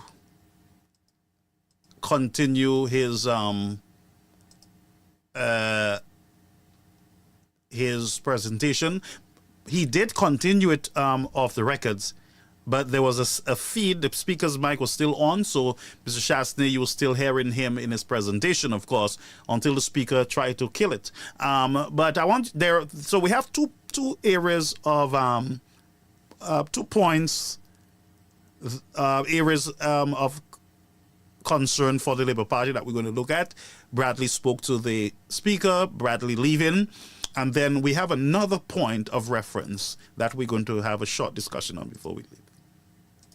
The debate that was going on between the two members, he sent for the records of the House.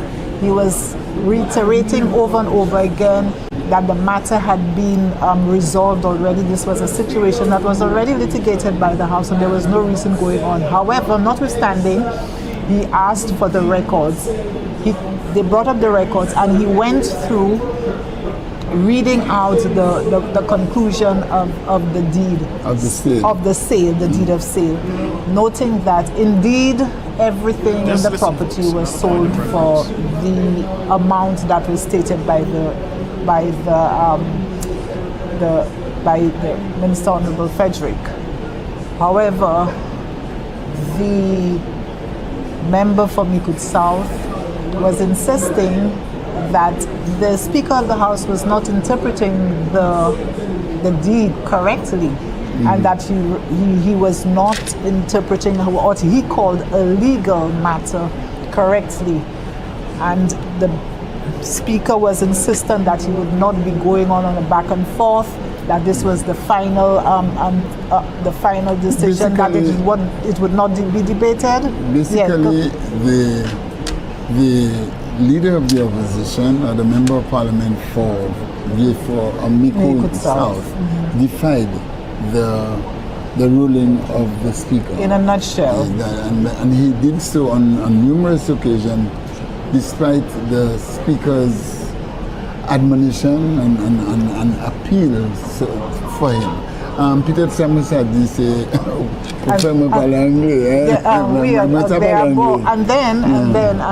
and so what happened was, at that point, since he was not accepting the ruler of the Speaker of the House proceeded to put off his mic. Yes. At which time he just continued speaking on various topics. And he was very defiant. He was very defiant, and he continued speaking and for a good, half an hour perhaps, yes, going on 20 to 30 minutes, he kept going on.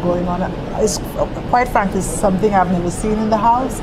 And okay, so she have never seen it in the House. Now these are government workers, of course, but she is giving her analysis that Shastri was defiant, and we've never seen this before. Never happened in St. Lucia. Never. We have never seen such a thing before. Never.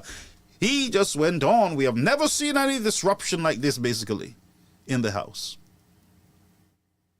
Folks, I have seen it before. Many of you have seen it before. Oh, yeah? Let's take a look. And you're allowed to put me out. Pardon me? You will not sit. It is your prerogative to stand. Well, stand. I will continue. I will continue with the business of the House. If you choose to stand, fine.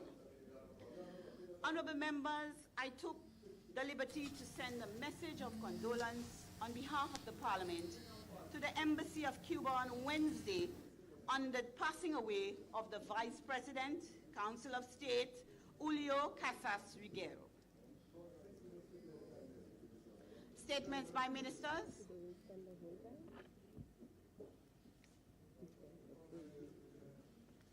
Just observe. Papers to be laid. Madam Speaker,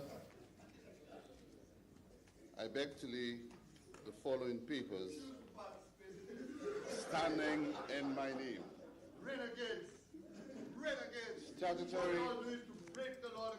Statutory instrument number 60 of Honorable 2011. Member, Honorable Prime Minister, Honorable Prime Minister, allow the disorder to leave the chamber.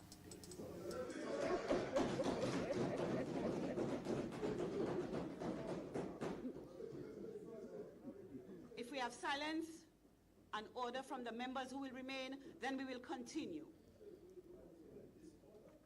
Emma Hippolyte, all of them, they walk out. She was sitting in the seats.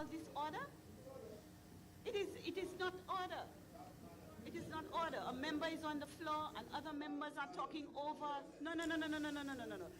You have chosen to leave the parliament. Sorry, sir. You have chosen to leave the parliament. Then I am going to allow you to leave. Madam Speaker, before I leave, Madam Speaker, Honorable Member, I really need no additions. Madam Speaker, I want to tell you, Madam Speaker, and the people of St. Lucia, that we must not, for convenience sake, use the Constitution when it is convenient to us. Madam Speaker, in this Honorable House, there are 9 government entities. So, nothing new, but the host, they said that they have never seen anything like this before. And all of a sudden, the supporters and the members of the Labour Party are whiter than snow.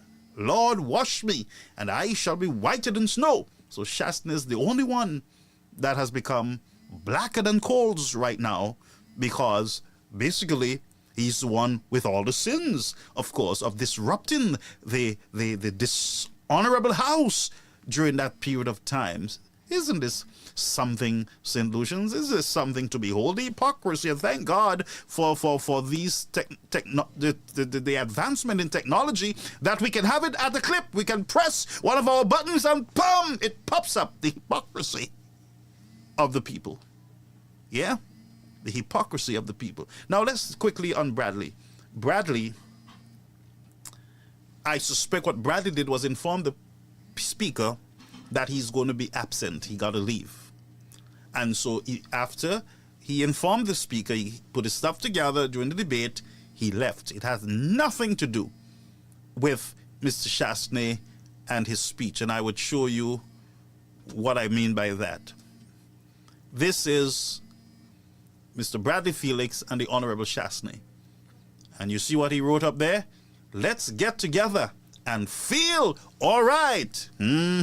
Let's get together and feel all right. But you listen to the Labour Party and they will make you believe that Bradley walked out on the Honorable Alan Shastner, folks. Lot Kote. Just try again, okay?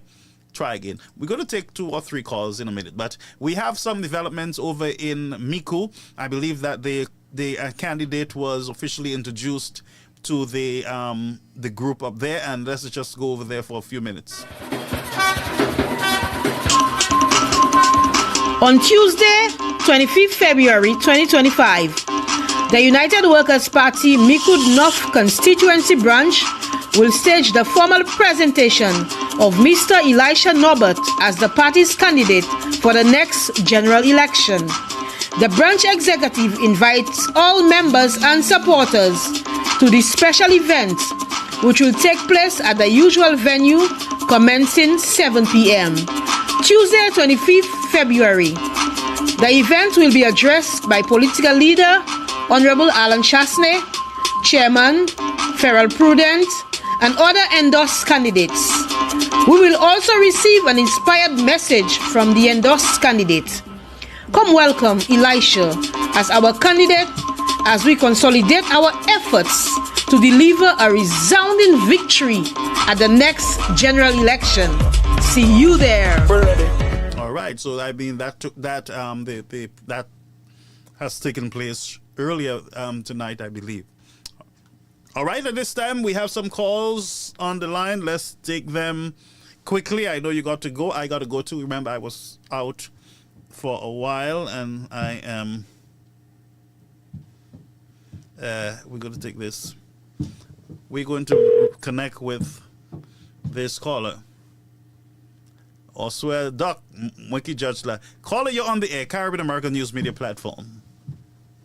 Yes, Brother Garfield. Yes, sir. Everything I watched tonight, Brother Garfield, I'm not surprised, but I'm very angry. Mm-hmm. And you made a statement, and I want to correct you on that statement. You said, even if we protest, nothing will change. I believe it's the strategy of protest we're doing that nothing change. When we're talking about protests, we're talking about protests for days, months, probably even years. This is not just a fight for our survival. One of your first caller was a man. No, the second caller was a man that said the fabric that used to hold this great country together has been ripped away by the Labour Party. And over the years, Sir John has been fighting those guys to try to show us the way, and it worked to an extent. And today, I believe our strategy over the past 4 years has not materialized the way we wanted to.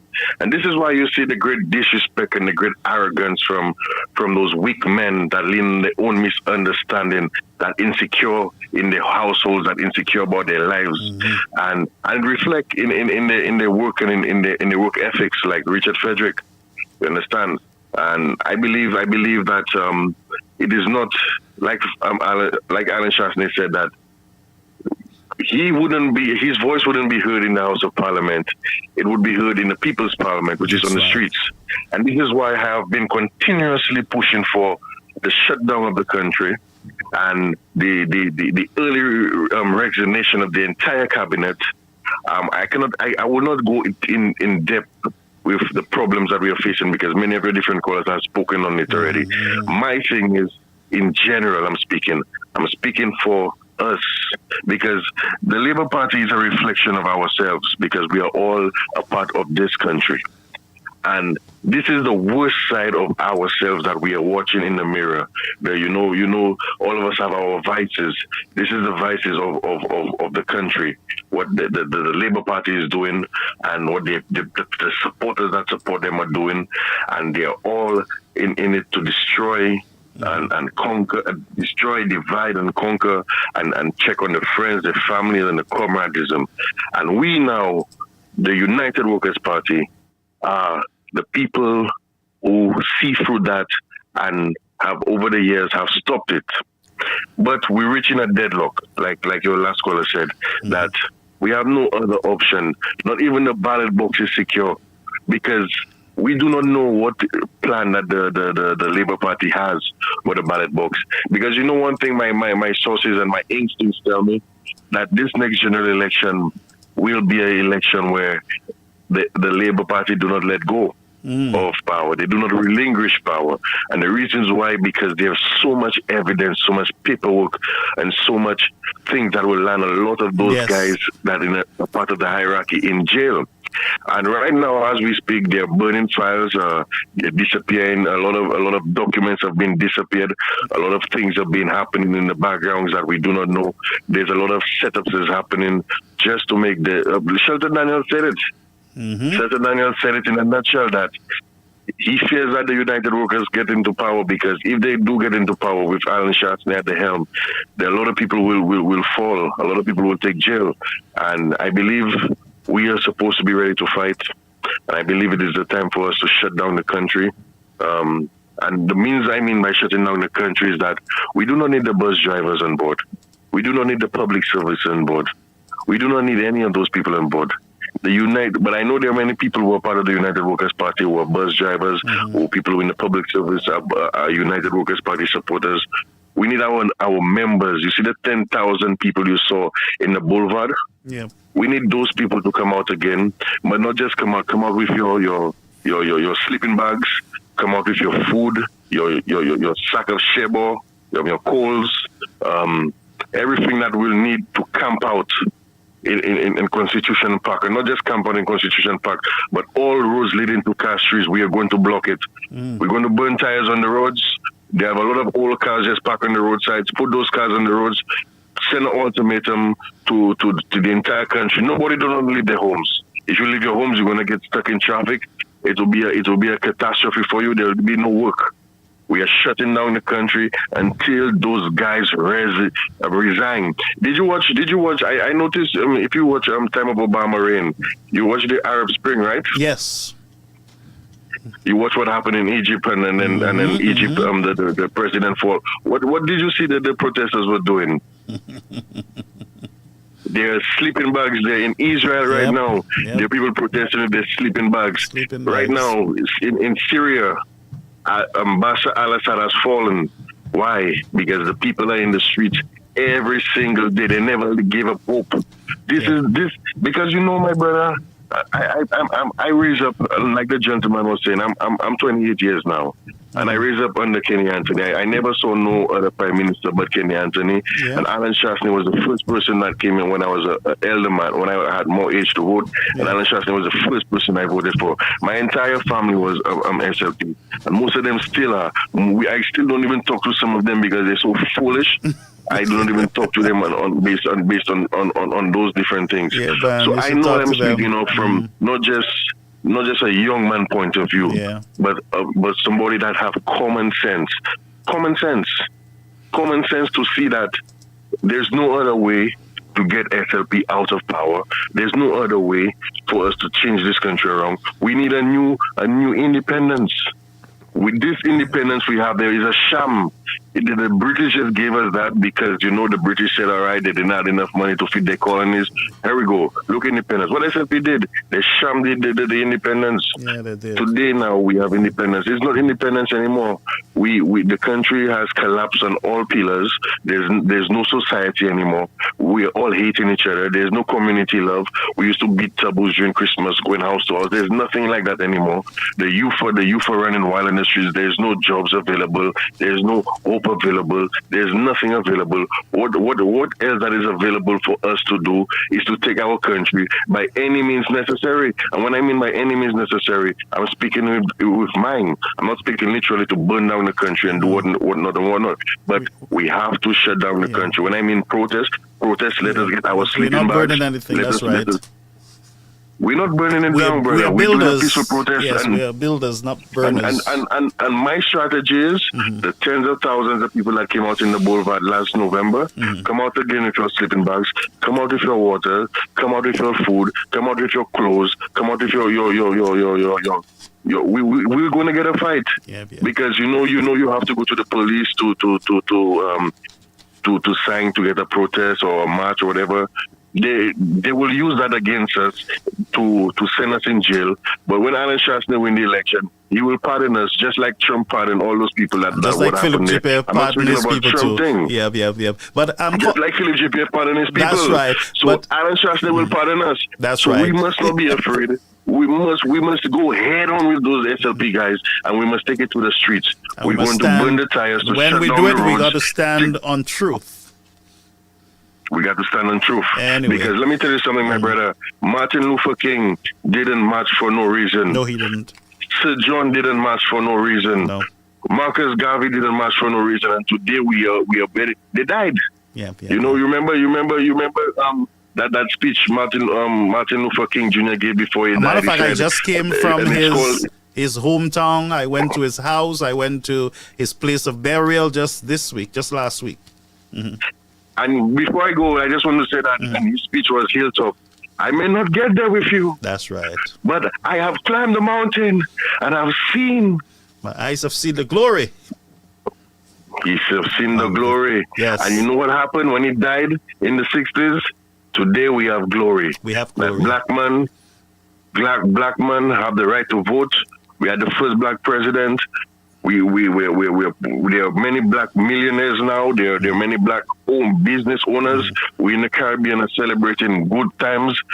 But it seems to me that we have lost our way. So we need a new independence. Yes, we need a new constitution. And it starts by we protesting. Come out with your sleeping bags. Come out with your water. Come out with your clothes. We're blocking the roads. There's no traffic, no roads. Nobody don't leave your house. UWP is on the road, and we're ready to take jail, and when we're ready to die for something, than to stand for nothing. I thank you, my brother. Thank you, brothers. Thank you so much. All right, so that was our famous call. Before we take any more calls, although we got to end the show, I see some of you, it is very late now, but I have some stuff to show you. 3 more videos, right? Let's facilitate the 3 videos. We have Bradley Felix, I believe moments ago, that just came into our feed, so we're going to pull it up on the platform. This is Bradley Felix tonight. It's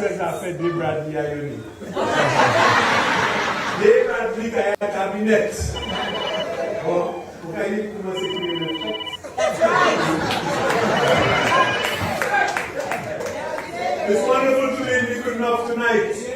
Every time I come to a political activity in Mikunov, I always remember the biggest ever political activity many years ago, where Sir John said, Lucians, watch your breath.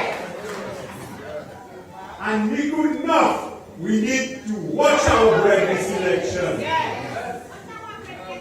Now, Brother Elisha, Norbert, I'll tell you, the first time I've met him before, but the first time I socialized with him, we were at the karaoke. Remember that? And he was going to sing. I didn't know the song he was going to sing. But when I heard a man start singing Lucky Dubby, I said, no. Because if you have to sing Lucky Dubby, you have to be a conscious man. And you have to be a conscious man and a humble man. And that is the kind of representation we want for people. A man with the people and for the people. A man who knows the needs of the people.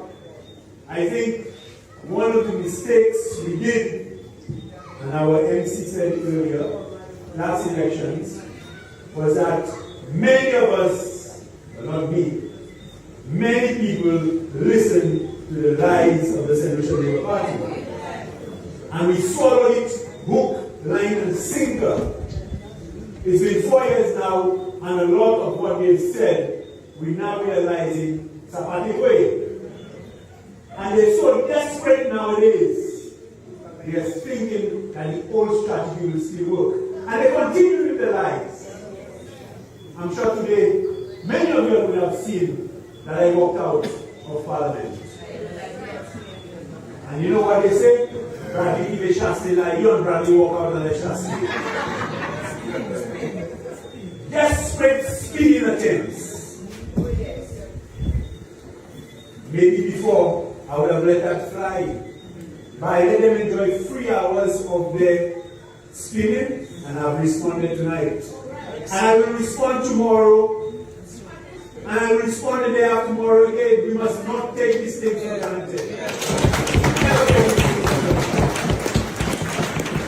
Because that is how the Labour Party thrives. They thrive to put brother against brother, sister against sister, family against family. If they know you are a strong Flabo supporter, they will tell you, peace after war. That's not why you vote. You vote for the betterment of your community and your country. And Brother Elisha Norbert will recognize the people who need, and he will provide. All right, folks, so that was moments ago in Miku, the launch of Jeremiah, the new candidate for the United Workers' Party. Not launch, but official presentation to the people of Miku by the United Workers' Party. Remember the St. Lucia Labour Party today and their surrogates have some clips, memes going around that Bradley walked out on Alan Chastney. So tonight Bradley is saying, stop your nonsense. I didn't walk out on not my boss. I didn't walk out on my leader. you know, he had stuff to do. And so here is Bradley tonight with the political leader, with the chairman of the party, with the United Workers' Party, debunking that lie. So here is another lie debunked moments ago. So we bombed that one in thin air. While they're sending their ammunitions, we're shooting it down from the skies, all right? And so that is a lie that was debunked and debombed tonight. Plat down, plat a tear. We're not playing around. We're not eating rice. We're not eating nice. We're just coming after those that's as they are fired. So right there, folks, that is our dear beloved Bradley doing his thing. And so united and strong, all right? The Prime Minister said something to St. Lucians. He said that the United Workers' Party, that they have their hopes, the St. Lucian Labour Party hopes of winning the elections is dwindling away. Did you hear that today from the Prime Minister? Yes, the Prime Minister said even though our hopes are dwindling away, blah, blah, blah, blah, blah, blah, which means that there is something indicating to them that there is a problem going into the next elections. Let's listen to the Prime Minister of St. Lucia. I thank members for their suggestions, Mr. Speaker, and I hope that even if our chances of winning elections are becoming slimmer and slimmer, that we understand that we have a country that will exist when all of us are gone. So, for folks, we're going to play this again. Here is a Prime Minister indicating something to the St. Lucian people. So when he said to you that they're winning 17-0, the Prime Minister is, I believe, in panic mode. The Labour Party, SLP, they're in panic mode. That's why they pulled that stunt on Shasna today, trying to, you know, agitate him aggravate him and throw him off of his game. They tried that today. You saw the attempt by the Speaker and by Frederick and the others. You saw that, folks. And you see how they line up their people to insult UWPs under that live. Huh? You saw Lisa showing up to engage quickly, and that, my friends, we should have known that we're dealing with a desperate group at this time. Something is saying to the Labour Party that their hopes at the next polls are dwindling away. And the Prime Minister confirmed it, and that's why he threw this psychological thing out saying 17-0 to make the people get back a little hope, a little whatever you call it, whatever it is in Creole. But he gave them a little something there to make them feel good. 17-0. But then he's saying, folks, boy, this thing is dwindling away from us. Even though it's dwindling away, we're still going forward. We ain't giving up yet. Let's listen. I thank members for their suggestions, Mr. Speaker, and I hope that even if our chances of winning elections are becoming slimmer and slimmer, that we understand that we have a country that will exist when all of us are gone. I thank members for their suggestions, Mr. Speaker, and I hope that even if our chances of winning elections are becoming slimmer and slimmer, that we understand that we have a country that will exist when all of us are gone. I thank members. So this is no cut and paste. This is the Prime Minister today in the House saying to St. Lucians that, even if, he didn't say even though, he said even if. And then that's how smart he is. He's going to try to spin it and turn it and look tomorrow for a lot of twisting. Just look at it. The Prime Minister didn't say that we're losing. He said if. Listen to him carefully. For their suggestions, Mr. Speaker, and I hope that even if our chances of winning elections are becoming slimmer and slimmer. That we understand that we have a even if, I don't know what, that's the magic word there, even if, yeah? So Dr. Fletcher did share something with us earlier concern of what this brother is saying, Shelton. Let's listen to it now. Emma, I'm not saying, why is them you're going for? Shouldn't we also be saying that Joycelyn Fletcher, we haven't heard her say anything on it, and Jacinta Anius Lee and Nancy Charles, and they need to say, are they not women too? Are they not concerned? And what are them not married and they don't have families and this kind of thing? We're too quick to go for the political line of least resistance, for the low-hanging fruit. Our one back guy is, to see, politics, how we can make it a political issue. Maybe that's why a lot of things we don't give them deep thinking, and the people who are capable of formulating deep thinking. So yes, so she was right that he did launch an attack at her. Now, I didn't get to bring something over to this main system, but I want you to have a listen to this. Somebody just sent this to me, and they want me to play it, so I'm going to play it. Now, the phones are going crazy. We won't be able to listen. Comment est né dans la voice for the voiceless. Moi, just sort of had him on. Oui, just en tweet, comment tweet. Na ena wapo. Yo di moi. Stephenson King, Richard Frederick, and Sean Edward. Haka ki moun matnik. Mande yo pou no yo pou vwe tiki ba yo. Oui. Pasi gade yo kay ki election. And according to Samun Nadia, you can get election in August, Lanisa. August 2025 is some you can get election.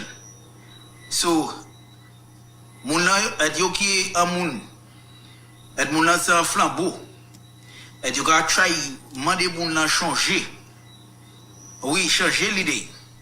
Et Muna dio se flambeau, moi et flambeau namo. Et Maga jamais un vote by les bas. Et c'est ça qu'elle est là. So, mon a mes affaires au à présent. Oui. So, n'a pas les bails tout flambou. Qui l'Amérique, qui Canada, qui l'Angleterre. Préparez cause. Parce qu'il y a fait gamme pour qui élection. En les nous surprise. Et il y a mis mon yo en ordre. Vous comprenez? So, flambeau, on la terre n'a qui est pour finir faute. Pour tirer ces noms sans power, parce que ces noms ça pas pour payer. Comme PJP dit, self first, country after. So, you can make call you avant nous. Les boudes you play, you can ban nous quoi là. Vous comprenez? Les boudes you play, you can ban nous quoi là. You pas mis là bot nous, you kene nous et ka di nous. Ouais, you can put mettre nous avant, mais ça va vrai. You menti ban nous. Vous comprenez? Et tout bagay c'est pour ça à faire, c'est menti yo ka menti ban nous. Di nous c'est mon nan sa yo vle tan. Et you pas ka chen pièce promise yo. Vous comprenez? So c'est mon nan comment dit ça, comment henni dans la jade. Vous comprenez? So mais cause one ordre. Et fait ça zone pour faire. Et depuis so tan yo qui et bien yo ring bell là. Ouais, nous ka descendre. Nous avons fait ça nous pour faire pour tirer ces gens sans power. Sinon pour tirer toutes 17, nous avons tiré toutes 17. Oui, nous là c'est pour ça pas qu'à faire rien by pays. C'est pour là pas mêler à votre monde car mort. C'est pour là pas mêler à votre rien car le pays. Mais juste mêler en poche, et you savent les white door, you là pour live un lavish lifestyle. Et tu pas mêler à votre wet moi. Alright, c'est mon envers Jésus. Et comment do depuis moi henni na laji ma achebe comment disons voice for the voiceless. All right, so that was Voice of the Voiceless, and you heard there that he's speculating based on what he's hearing that August is the date. So let's wait and see, whether it's this August or next August. Something got to ring, folks. But thank you so much for being here with us. I must say that, I had a packed program, but was not able to deliver it tonight. I hope that you can forgive me. Those of you who were calling the line non-stop, you were calling over and over again. I'm so sorry. We'll have a special edition where we will take your calls, and I'll announce the date for that special show where we're going to take all of your calls. So I do apologize, and I hope that you can forgive me at this time. Blessings, folks, and this has been another Caribbean American News Media platform. Thank you so much, especially those of you on our YouTube channel and our Facebook page. Thank you. We have 24 missed calls. 24 missed calls, folks. 24, and somebody's still on the line trying to get through, but we do apologize. I just got into New York and late last night, and so I got a lot of stuff to do, things to catch up on and documents to send out. So thank you so much for your time. I hope you understand. Thank you.